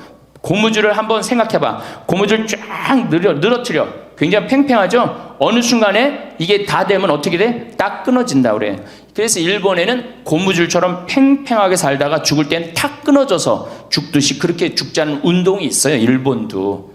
그러니까 나는 우리나라는 무슨 운동? 꼴까닥 운동. 꼴까닥 운동을 난 하고 싶어요. 꼴까닥 죽고 싶으면 수영도 하고 춤도 추고 스트레칭도 하고 걷기도 하고 헬스도 하라는 거예요. 체조 좋죠. 그래서 우리 할머니들 노년의 가장 행복의 첫 번째 조건이 뭐다? 운동을 해라. 다리를 끌고 다닐 수 있으면 끌고 다닐 수 있을 때까지 끌고 다녀야 돼요. 성당 어떻게 평일 미사 열심히 나가세요. 얼마나 중요해요. 지금 내 이제 하느님한테 곧 갈 때 아니야. 그러니까 하느님한테 잘 보여야 돼, 안 잘 보여야 돼? 그렇죠? 그럼 평일 미사, 주일 미사 말할 것도 없고. 가능한 한 며느리하고 사는 할머니들은 가능한 한 어떻게? 집을 벼주는 게 며느리를 위해서 좋은 거예요. 관계도 좋아져요. 자꾸 보면 관계가 나빠지는데 가끔 보면 좋아지게 돼 있어요. 그리고 이런 노인 어르신 성경대학 나와서 전심도 해결하고 들어가고 1박 2일 이렇게 나온 며느리 얼마나 좋겠어. 그렇죠? 자, 두 번째.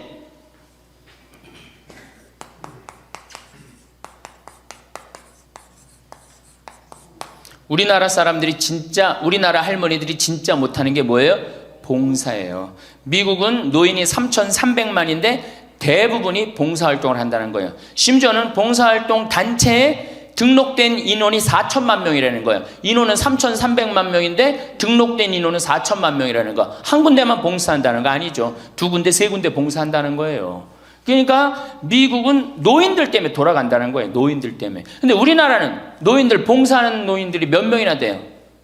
그러니까 우리가 그만큼 이기적으로 사는 거예요. 내 자식, 내 새끼, 우리 집만 생각하는 거지 우리 전체 사회를 생각하지 않는 거야. 아니 65세 넘어갖고 뭘 또 내 자식, 내 집, 내 새끼를 생각해. 이제는 좀 살 만큼 이 세상 얻어먹을 만큼 다 얻어먹었잖아. 세상에서 누릴 만큼 다 혜택을 누렸잖아요. 그러니까 이제는 어떻게 하고 돌아가야 돼? 되돌려주고 돌아가야지.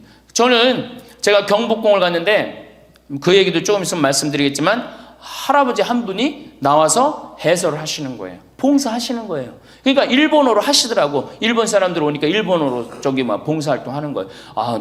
너무 멋있어요. 그러니까 우리 할머니들도 내가 봉사활동, 독일은 할머니들이 이 인형 눈 붙여갖고 3천만 달러를 모았어요. 3천만 달러면 300억이야. 눈 붙여갖고 어떻게? 우리는 눈 붙여갖고 돈 모으면 어떻게? 손자 용돈 주죠? 아프리카에 병원 짓는데 기부했어요. 그러니까 노년이 돼갖고 얼마나 의미 있게 살 수 있어. 봉사활동 할 수 있는 거. 그러니까 우리 할머니들 봉사활동 하십시오. 우리나라 그제도 말씀드렸지만 자식한테 매달려서 자식 걱정하는 게 70%가 넘어요. 그러니까 이제는 뭐 하셔요? 봉사활동 하세요. 봉사활동. 성당에서도 나와갖고 주보 접기, 할 일 얼마나 많아. 청소하기, 성당 꽃밭 가꾸기.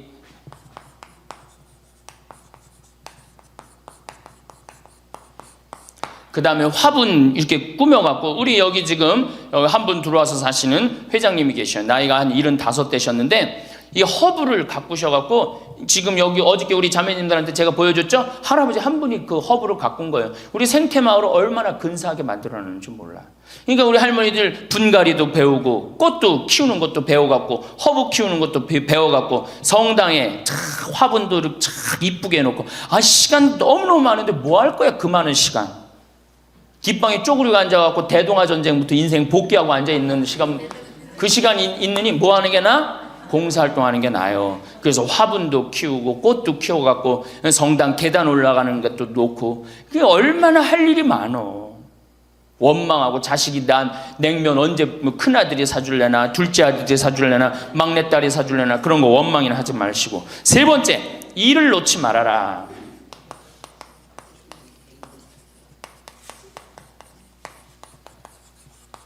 일을 놓지 말아라. 여러분들, 송혜 선생님이 몇 살이시죠? 81살이에요. 81살인데 얼마나 멋있어요. 정말로 전국을 들었다 놨다 하잖아요. 그것도 주일날 12시에. 난 늙었으니까 난 이제 뭐 그만한다. 섹스피어의 그 리오 왕 얘기 보면 딸들한테 왕위를 내줘버려요. 그래갖고 어떻게 돼? 완전히 그냥 뭐 인생 쪼그라지는 거예요. 이제는 젊은 사람들한테 자리를 내준다, 그런 생각할 필요 없어요. 뭐 자리를 내주긴 내줘. 나이를 먹으면 나이를 먹는 만큼의 일이 있는 거예요. 이번에 94살 먹은 구당 선생님이 추석 때 여러분들 침하고 뜸하고 강의하는 거 보셨죠? 얼마나 멋있어요. 난 늙었으니까 이제 안 한다. 나이를 먹으면 먹을수록 경험이 쌓이는 거예요. 그걸 왜 포기를 합니까? 저는 그 일본의 할아버지들 보면은 95, 96 된 할아버지들도 회사 출근하고 일 다 운영해요. 우리나라가 뭐 너무너무 좋은 거, 젊은 거, 새로운 거 해갖고 오래된 거를 중히 여기지 않는데, 할머니, 할아버지들이 사실은 삶의 경험이 훨씬 많은 거예요. 그 일을 놓으면 그게 다 없어지는 거예요. 그 구당 선생님이 하신 얘기가 있어요. 예전에는 혼자 알고 죽었다는 거예요. 혼자. 그래서 그게 한 사람한테만 전해져갖고 비법이라는 거예요. 비법. 근데 의술이라는 게 비법이 어디냐는 거야. 모든 사람이 다 알고 다 나아지는 게 좋은 거지. 너무 멋있는 생각 같아요. 그러니까 이제까지 살아온 경험을 어떻게 나눠주는 게 중요해요. 그래서 학교를 다녀야 돼. 그런 걸 체계화하기 위해서 60부터 63살까지 4년 동안 학교 다녀야지 노인 자격증을 줘야 돼. 그냥 나이 먹는다고 나이 먹는 게 아니에요. 제대로 먹어야지, 제대로. 그러니까 절대 일을 놓지 말아라. 이번에 중국 북경올림픽에서 자원봉사자 최고령이 몇 살이야? 103살의 최고령 봉사자예요. 103살짜리가 자원봉사 했어요, 이번에.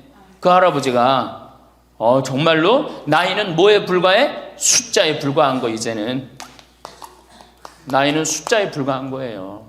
그러니까 우리 할머니도 어떻게? 일을 놓지 말아라. 신부님, 우리가 해는 일이 뭐가 있어요? 할 일 많아요. 호스피스도 있고, 주위에. 내가 그 평택에 있을 때 마리아 할머니가 있었는데 86이었어요. 그때 그 동방 재활원 있었어요. 그 중증 장애자. 거기 가고 밥 먹여주고 씻겨주고 그거를 매일 가서 하는 거예요.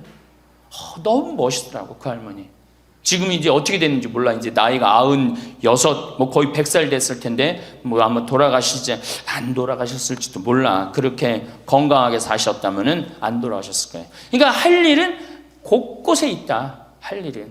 그러니까 뭐를 놓지 말아라? 일을 놓지 말아라. 바쁘죠? 네 번째, 내가 제일 중요하게 여기는 거, 공부해라.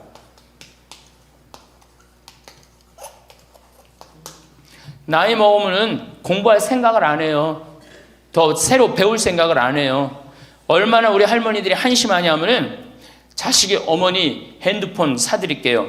핸드폰을 사줬어. 그러면 기능을 배워야 될 거 아니야. 이게 복잡하고 골치 아프다고 기능 안 배우고 1번 큰아들, 2번 작은아들, 3번 막내딸 땡! 그렇죠? 아니 이거 강의 시간에 핸드폰 안 울리게 하려면 진동으로 하는 방법도 배우고 진동 푸는 방법도 배우고 그 다음에 또 아우 저 신부님 정말로 강의 너무너무 재밌네. 자, 한번 사진도 찍어야 되겠다. 그럼 사진도 쫙 찍고 나하고 좀 사진 내 핸드폰에 신부님 딱 사진도 좀 찍어놓고 이래야 되는데 우린 배울 생각을 해야 안 해요? 생전 안 해. 1번 큰아들, 2번 작은아들, 3번 막내딸 땡이야 땡.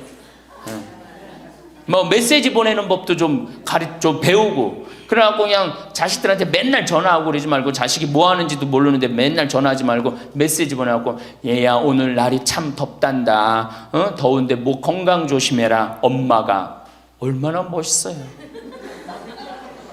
그러니까 안 배우고 짜증을 자꾸 내.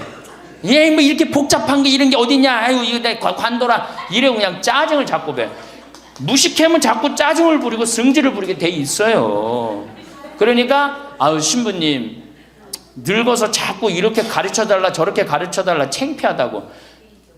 시대가 얼마나 빨라요. 안 배우고 못 살아요. 안 배우고. 저도 배우는데요. 저도 우리 직원들한테 컴퓨터 모르면 전화해갖고 야 이게 어떻게 되는 거냐, 이걸 어떻게 이 그림을 집어넣어야 되는 거냐. 그래갖고 아 신부님 제가 컴퓨터 그대로 켜놓을 테니까 따라하세요. 그러면은 따라해요. 아 그래 야 이게 뭐냐 그러면서 배우는 거예요. 시대가 빨리 변하기 때문에 어떻게 배울 수밖에 없어요. 얼마나 빨리 변하느냐면은 지난 1000년은 지난 100년에 빠른 만큼 변해요. 지난 100년 동안 빠른 거는 지난 10년에 빠른 거하고 똑같아요. 지난 10년은 어떻게? 지난 1년에 변한 것처럼 또 지금은 3개월에 한 번씩 업그레이드 된다는 거예요. 그런데 안 배우면 어떻게 하려고. 안 배우면 신부님 이젠 살 만큼 살았고 머리 복잡합니다. 뭘 배웁니까? 그냥 이러다 살다 죽지. 그럼 뭐하러 살아 죽지 그냥. 사는 나는 사는 것 같이 살다가 죽어야 될 거 아니에요.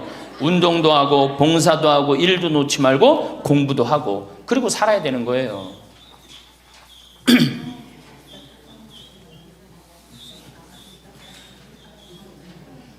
뭐든지요 배우면 즐거운 거예요. 그래서 제가 우리 할머니들한테 자수, 수지침, 요즘 또 저기 평화방송 보니까 귀침 그 교육도 있대. 이침이라고. 이침, 도자기. 여기 할머니들 오면 예전에 내가 도자기를 이렇게 만드는 프로그램을 했었어요.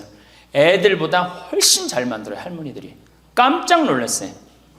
왜 애들보다 훨씬 잘 만드는가 했더니 평생 송편 빚고 뭐 손으로 한 게 얼마나 많아. 그러니까 도자기를 정말이에요. 할머니들이 훨씬 잘 빚어요. 정말로. 알 거야. 지금 아는 사람들은 내가 내 얘기 무슨 얘기 하는지 아는 사람들은 알 거예요. 그러면 지금 할머니들 도자기 잘 빚어갖고 그거 공부하면은요 앞으로 10년 20년 동안 도자기 빚을 수 있어요. 그래갖고 도자기 잘 빚은 게 1년 2년만 배우면은 웬만한 거 빚거든요. 그럼 어떤 음식점에서 아유 그 집 할머니 도자기 참 잘 빚는다 그러는데 우리 집에 그릇 한 100개만 주문한다고. 그럼 100개 해갖고 납품하고 배우면은요 일이 생기게 돼 있어요. 일이 생기게 돼 있어요. 신부님 우리 능력이 지금 가장 좋은 때예요. 아, 왜 10년, 20년 산 사람보다 60년, 70년 산 사람들이 경험이 축적돼 있어, 안 축적돼 있어? 축적돼 있는 거예요. 그래서 깨달음이 자, 인생을 4기로 나눕니다. 태어나서 25, 30살까지를 배움의 시기라고 그래요. 배움의 시기. 공부하고 배우죠? 이게 1기야. 인생의 1기. 30살서부터 50살까지는 사는 시기야. 사는 시기. 예. 그래갖고 장가가고 애 키우고 돈 벌고 집 마련하는 거야. 그렇죠? 50부터 70까지가 제 3기야. 구분하는 사람마다 다 틀리지만은 50부터 이게 비상하는 시기라는 거예요. 이때 이때는 멋모르고 배우잖아. 이때는 삶의 경험이 다 축적돼 있잖아요. 그리고 이때 배우면요, 그 배움의 깊이가 틀려진다는 거예요. 깨달음의 농도가 틀리다는 거예요. 굉장히 깊이 깨달을 수 있고 굉장히 깨달음이 클 수 있다는 거예요. 근데 이때 다 공부를 놓는단 말이에요. 이때 책도 안 읽고 생전 책 읽으라고 해도 책도 안 읽고 안 보인다고 그러고 안 읽죠? 안 보이긴 왜 안 보여? 피천득 선생님은 90살 될 때까지 다 봤는데 이게 자꾸 안 보니까 시력이 떨어지는 거예요. 계속 보면은 시력 안 떨어진다고 그래요. 이게 뭐 텔레비전이나 계속 3시간 4시간 보니 그놈의 눈이 나빠지지. 뭐 하늘만큼 땅만큼 너는 내 운명 춘자 내 경산한 내 이런 거나 보고 있으니까 시력이 나빠지지.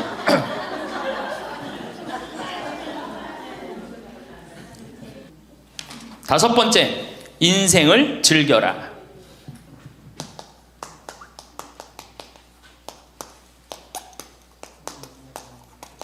저는 엄마가 뿔났다 해서 이순재 선생님이 그 어떤 이쁘장한 할머니랑 데이트 요즘 하죠? 그런데 둘째 아들이라는 의사라는 아들놈이 나타나갖고 아버지의 그거를 아주 못을 받고 나갑니다. 그놈 이 세상에 나쁜 놈 중에 제일 나쁜 놈 중에 하나예요. 왜? 아버지는 감정이 필요 없다 이거야. 그래 나이를 먹을수록 감정이 더 애틋합니다. 나 강의 끝나고 나 끌어안는 할머니들 많아요. 막 끌어안고 젊은 30대 40대 아줌마들은 강의 듣고도 나 안 끌어안죠. 근데 60대 70대는 할머니 끌어안는단 말이에요. 누구 감정이 애틋한 거예요? 할머니 감정이 더 애틋한 거예요. 아니 나이를 먹어갖고 사랑하는 사람 만나갖고 기대고 아까 어제 계속 제가 말씀드렸잖아요. 나이를 먹으면 유대관계가 아주 중요한 거예요. 남편이 없다, 친구가 없다, 너무너무 외로운 거야. 그런데 그 와중에 그 이쁘장 할머니랑 데이트를 하는데 그거를 반대하는 자식은 그 자식이에요. 그래서 여러분들 우리가 인생을 즐길 줄 알아야 돼요. 우리 할머니들 경복궁 자 전철 타면은 전철비 공짜 아니야? 공짜죠?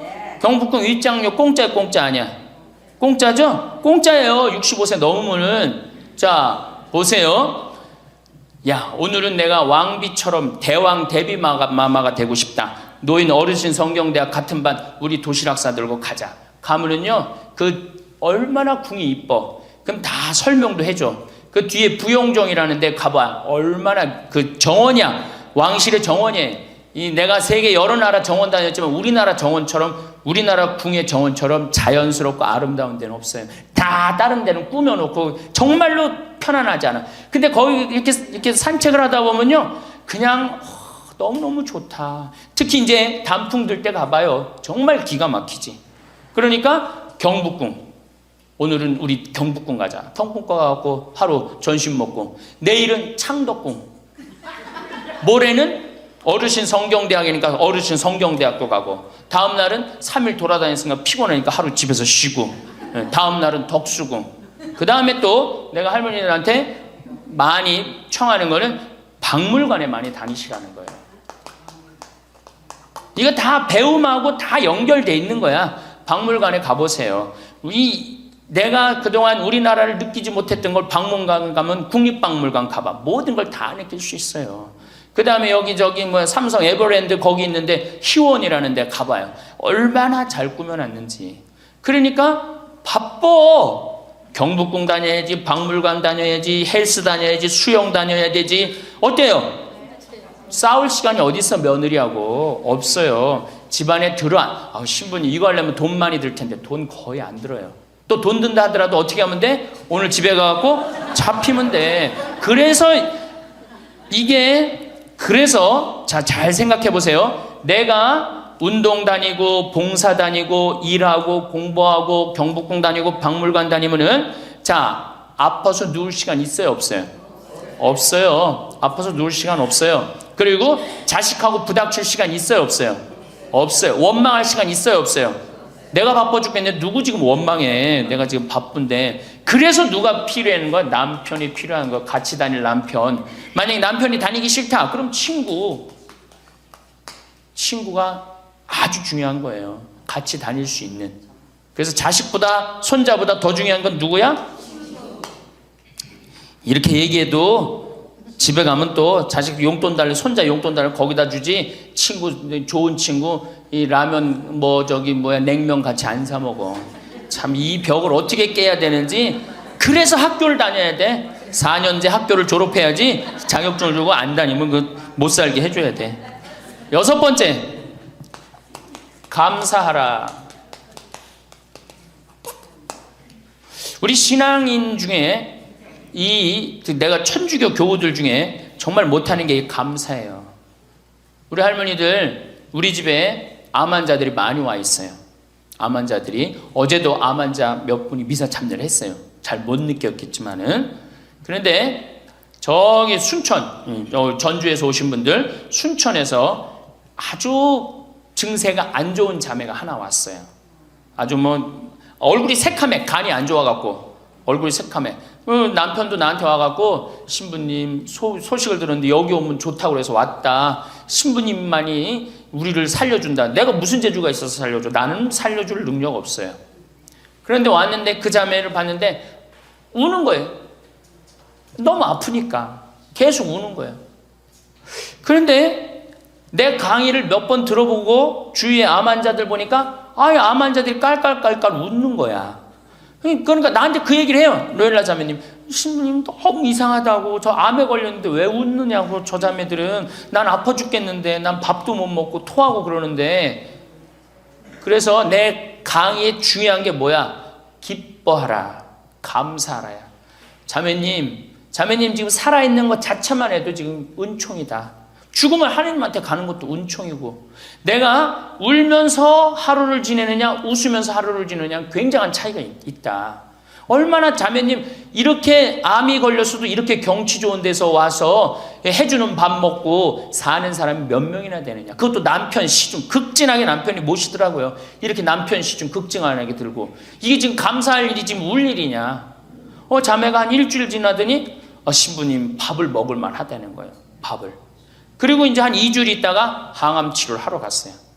그 병원에서 유명하대. 항암 치료하면 토하고 울고 토하고 우는 거. 그래서 의사 선생님들이 지나가면서 본대요. 일주일이 있는데 그 자매가 왔어요.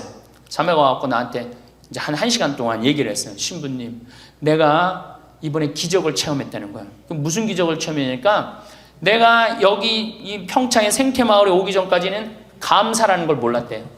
근데 가만히 생각해 보니까 이 좋은 남편의 좋은 가정에 얼마나, 지금까지 살아 50이 넘었으니까 지금 살아온 것이 얼마나 감사한지 몰랐대. 그렇게 감사를 하고 웃기 시작하니까 몸이 덜 아프더래요. 그래갖고 병원에 갔는데 첫날 항암을 했는데, 항암을 하면 그렇게 토했대. 너무 아파갖고.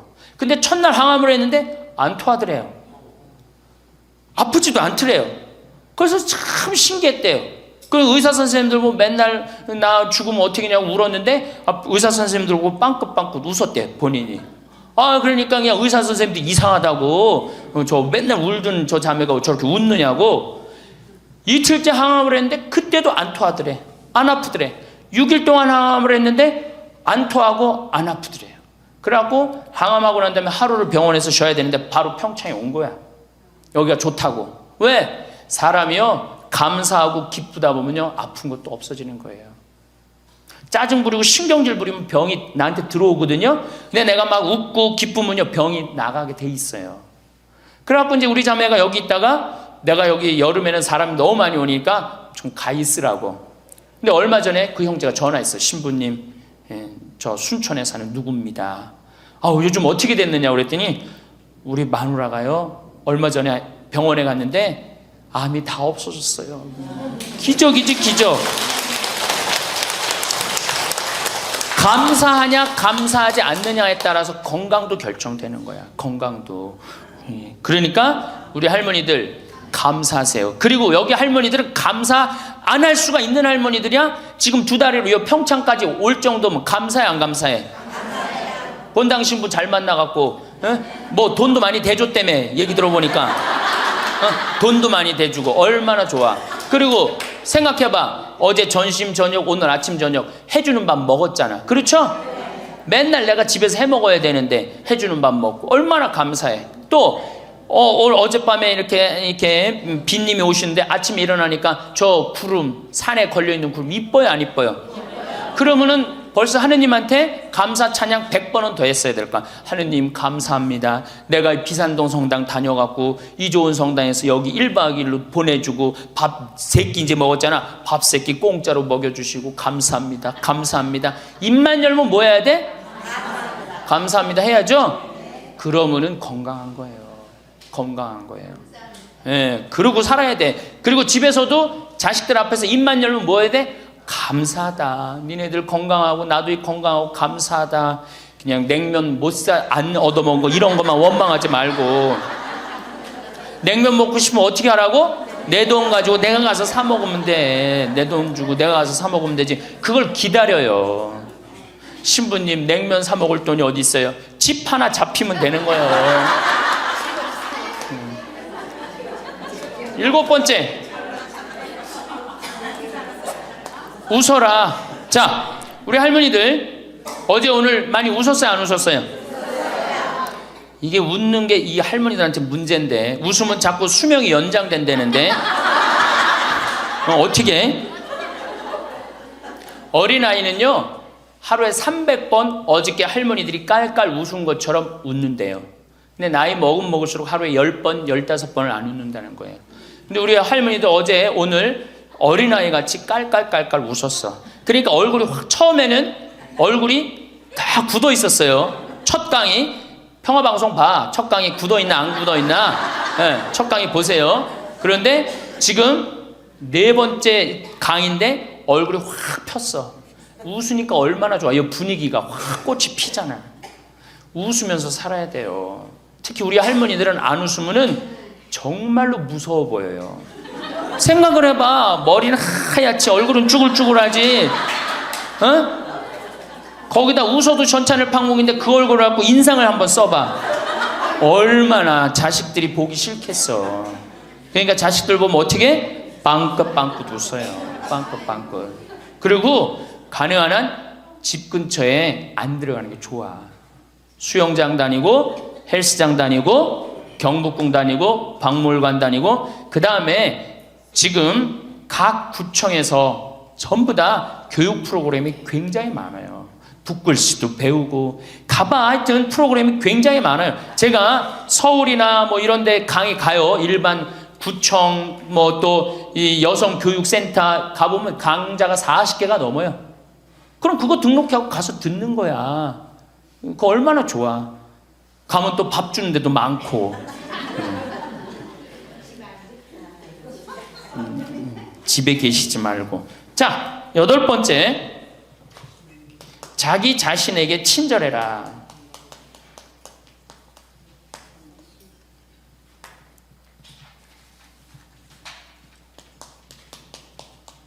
제가 이거 가장 중요하게 여기는 겁니다. 자기 자신에게 친절해라.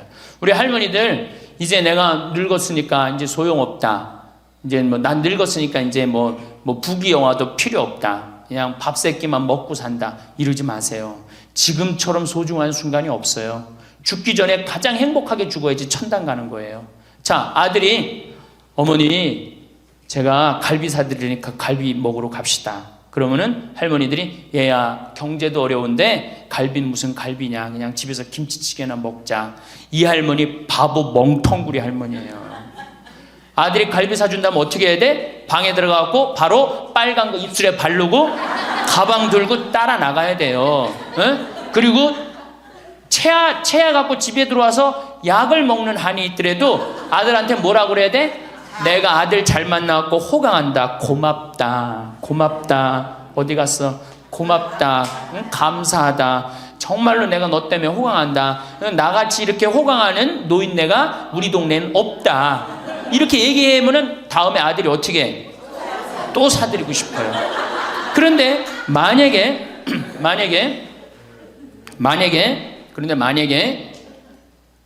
나는 먹으러 가기 싫다. 그리고 또 뭐가 꼬이는 게 있어갖고 더 화가 나면은 더 어깃장을 놓죠. 그러면 다음에 갈비 먹으러 갈 때 자 가자 그러면은 저기 뭐 우리끼리 가자 그러면 손자가 할머니도 같이 가야지. 할머니 그거 싫어해. 우리끼리 가자. 그리고 간단 말이야. 자, 그리고 이제 그 소리를 들으면 또 어떻게 돼?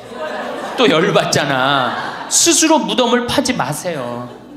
이번에 5월달에 우리 둘째 형님이 효자라고 그랬죠. 둘째 형님이 그동안 큰 대기업에 다니다가 이제 나이가 먹으니까 쫓겨났어요.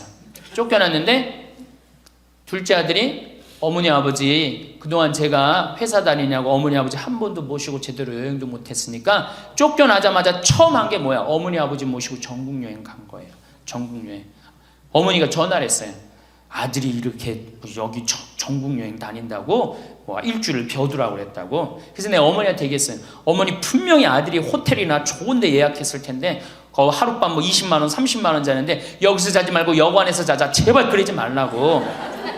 대신 어떻게 들어가고 자면서 내가 아들 만나고 호강한다. 내가 이렇게 행복한, 내가 나같이 행복한 노인네가 세상에 어디 있을 수 있는가. 그렇게 계속 얘기하라고. 계속.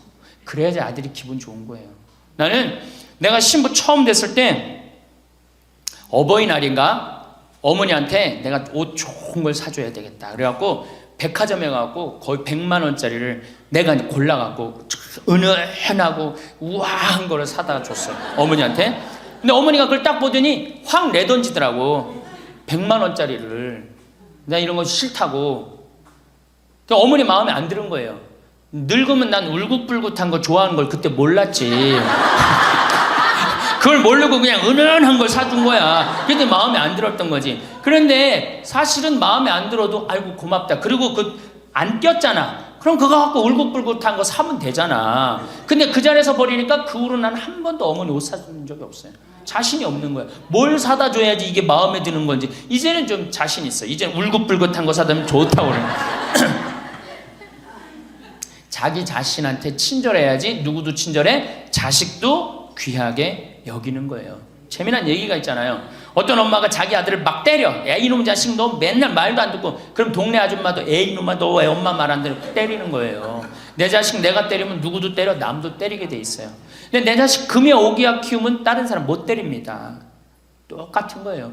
할머니가 어제도 말씀드렸잖아요. 예쁘고 고운 옷 입고 탁 성당 갈 때 하얀 예쁜 한복 탁 입고 성당 갔다 오고 탁 걸어놓고 또 누구 온다면 탁 예쁜 거 입고 이건 뭐 이날이나 저날이나 몸빼바지 비슷한 거 입고 그냥 그러지 말라는 거예요. 그러니까 내가 이탈리아 프랑스 브랭땅 백화점인가 그 앞에 가는데 멋있는 양장 입고 다니는 다 할머니들이에요.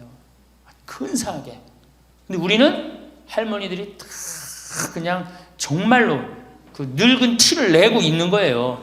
그러지 마시고 하얀 옷 이쁘게 치마도 깨끗한 거 다 다려입고 풀도 먹이고 매일 그러려는 건 아니지만은 성당 갈 때 그렇게 하고 집에 와서 딱 걸어놓고 그렇게 자기 자신한테 귀하게 친절하게 해야지 인생이 값이 있는 거예요. 가치가 있는 거고. 아셨죠? 네. 아 내가 또 하나 빼먹은 거 있다. 이 운동할 때 목욕탕 다녀라. 나이 먹었고 건강에 아주 좋은 건 목욕이에요. 목욕. 그래서 어제 샤워해라. 어저께 구리성당에 베드로 대학에 매일 샤워해라 그랬죠? 목욕탕 다니세요. 피부도 고와지고 근육도 굉장히 많이 부드러워지니까. 그러니까 어쨌든 자기 자신한테 친절하면 돼. 아, 신부님 너무 이기적이지 않느냐? 봉사활동 있잖아. 봉사하고 자기 자신한테 사랑하고 이렇게 살아갈 때 인생이 찬란한 거예요. 9번째, 신앙생활을 해라. 자, 이제 삶을 정리하는 시기야. 그렇죠? 삶을 정리하는 시기야. 삶을 정리하는 시기니까 이제 하느님을 믿고 하느님을 의지하고 살아가는 거 중요한 거예요. 그리고 사실은 우리 할머니들 지금 70, 80 사시면서 다 누구 은총이야? 하느님 은총이에요. 지금 우리 숨 쉬는 거, 공기 마시는 거, 여기 공기 달죠? 이 다른 공기 마시는 거 누구 은총 덕분이야?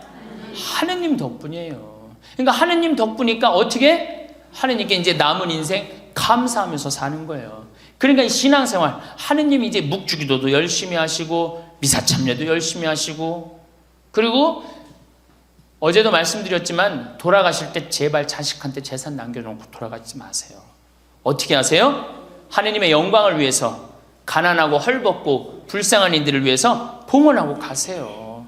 그렇게 봉헌하고 가셔야지. 그 김남호 박사님이라고 우리 천주교 교우인데 한 7, 8, 거의 10년 전에 돌아가셨는데 300억, 의사 선생님인데 300억 봉헌하고 가셨잖아요.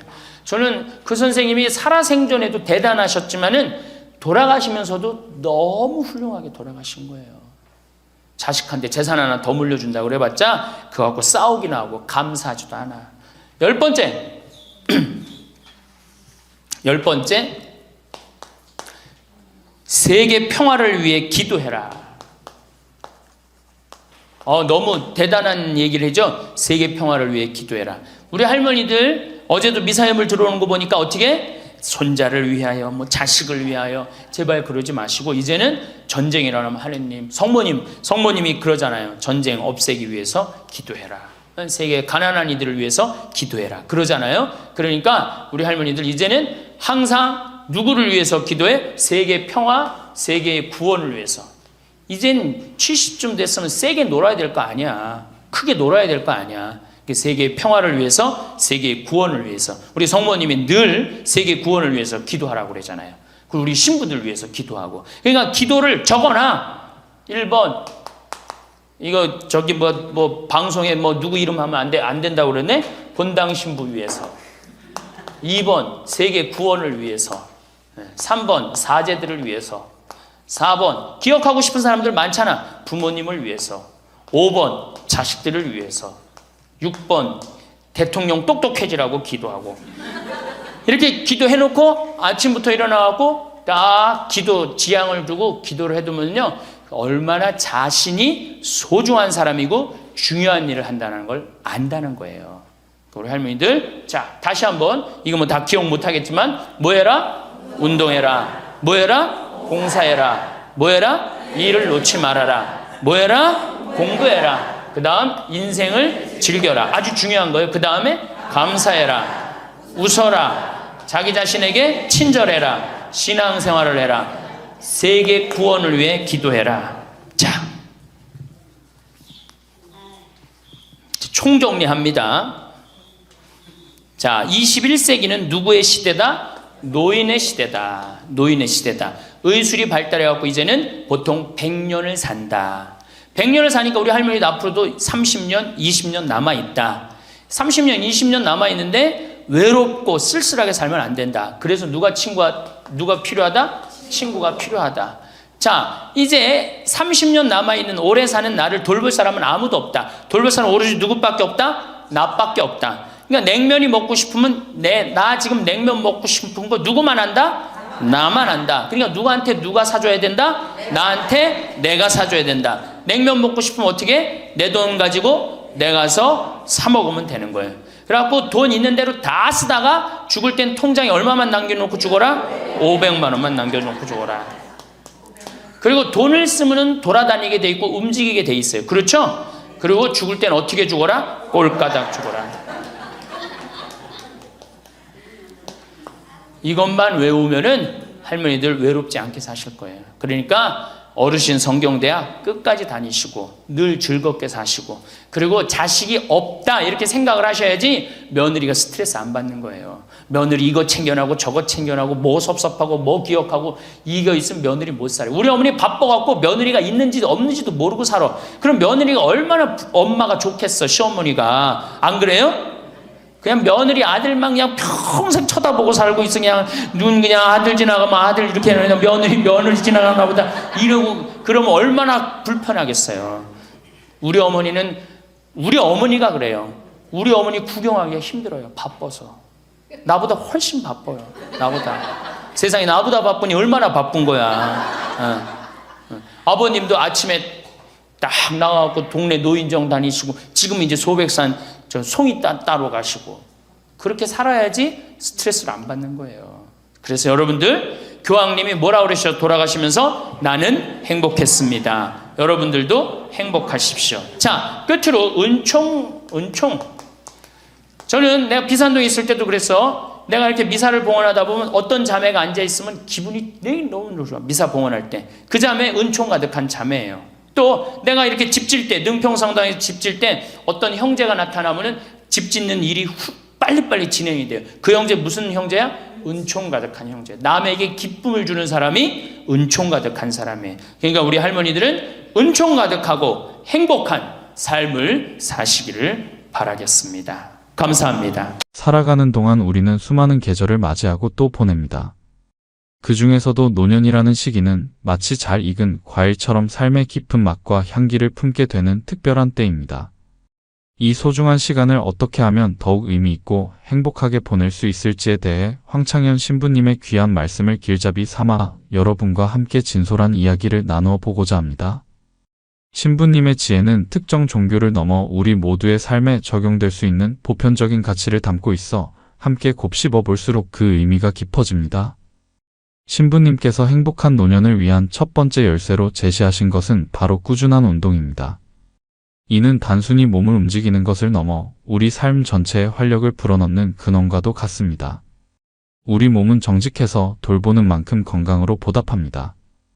매일 아침 가벼운 산책을 하거나 물속에서 부드럽게 몸을 움직이는 수영 또는 집에서 할 수 있는 간단한 체조라도 꾸준히 실천하는 것이 중요합니다.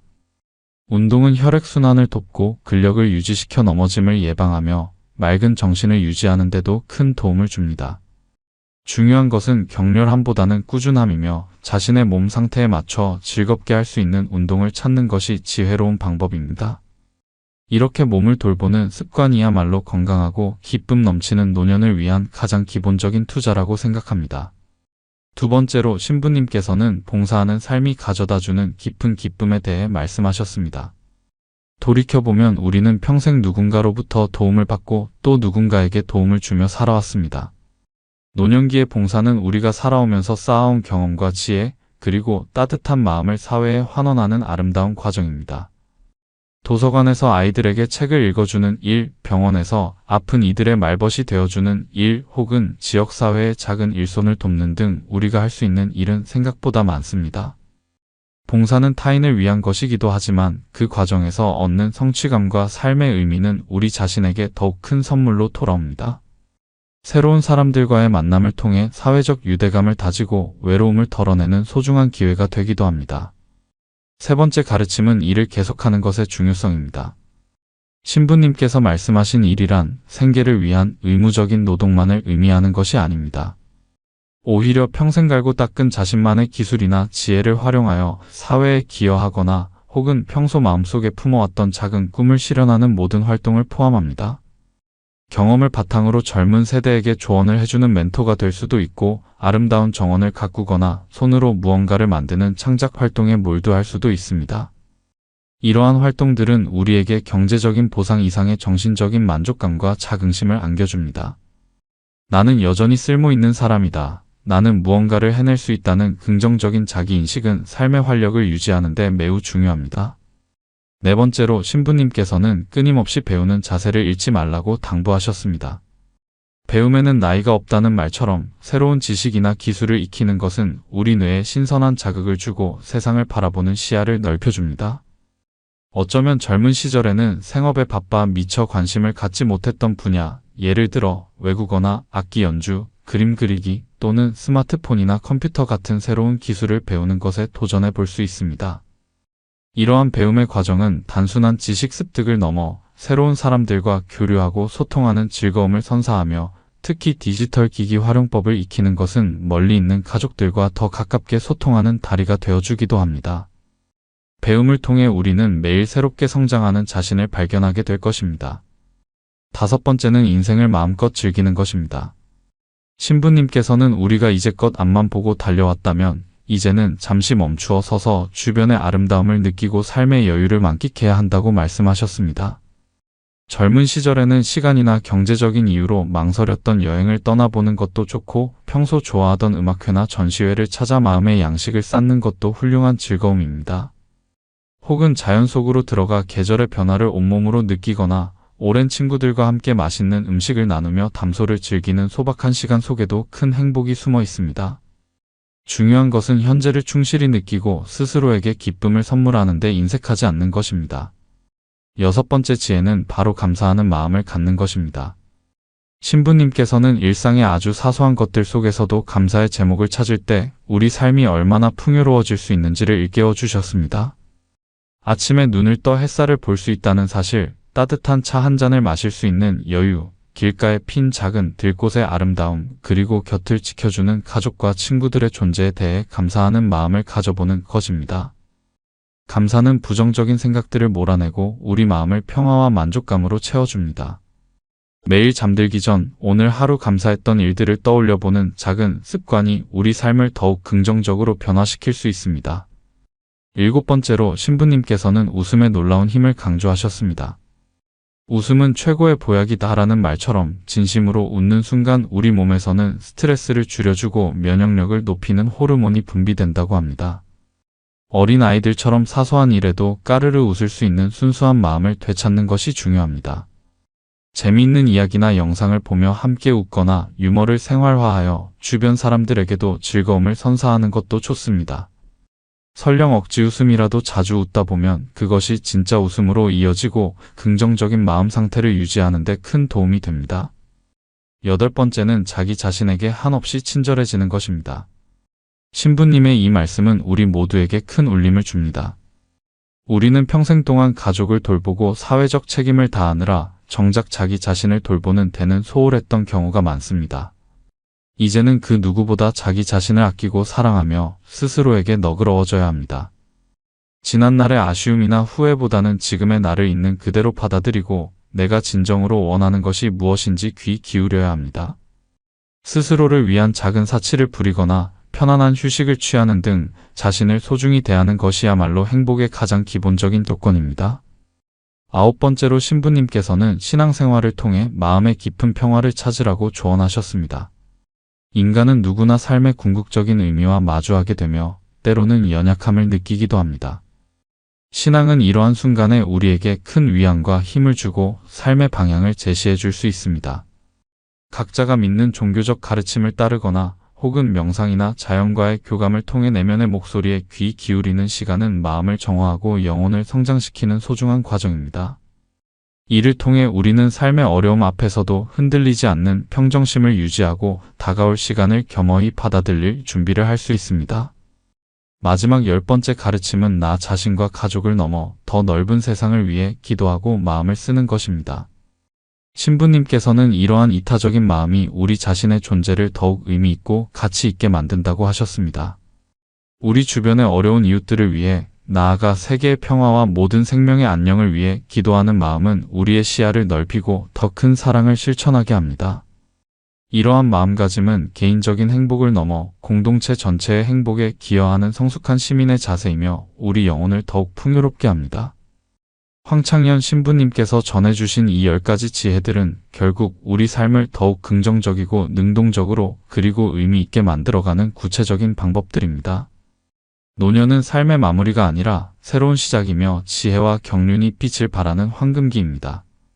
오늘 함께 나눈 이야기들을 마음속에 새기시어 여러분 각자의 삶 속에서 매일매일 새롭고 소중한 행복을 발견하고 그 행복을 아름답게 가꾸어 나가시기를 진심으로 기원합니다. 우리의 노년이 기쁨과 감사 그리고 사랑으로 가득 채워지기를 소망합니다.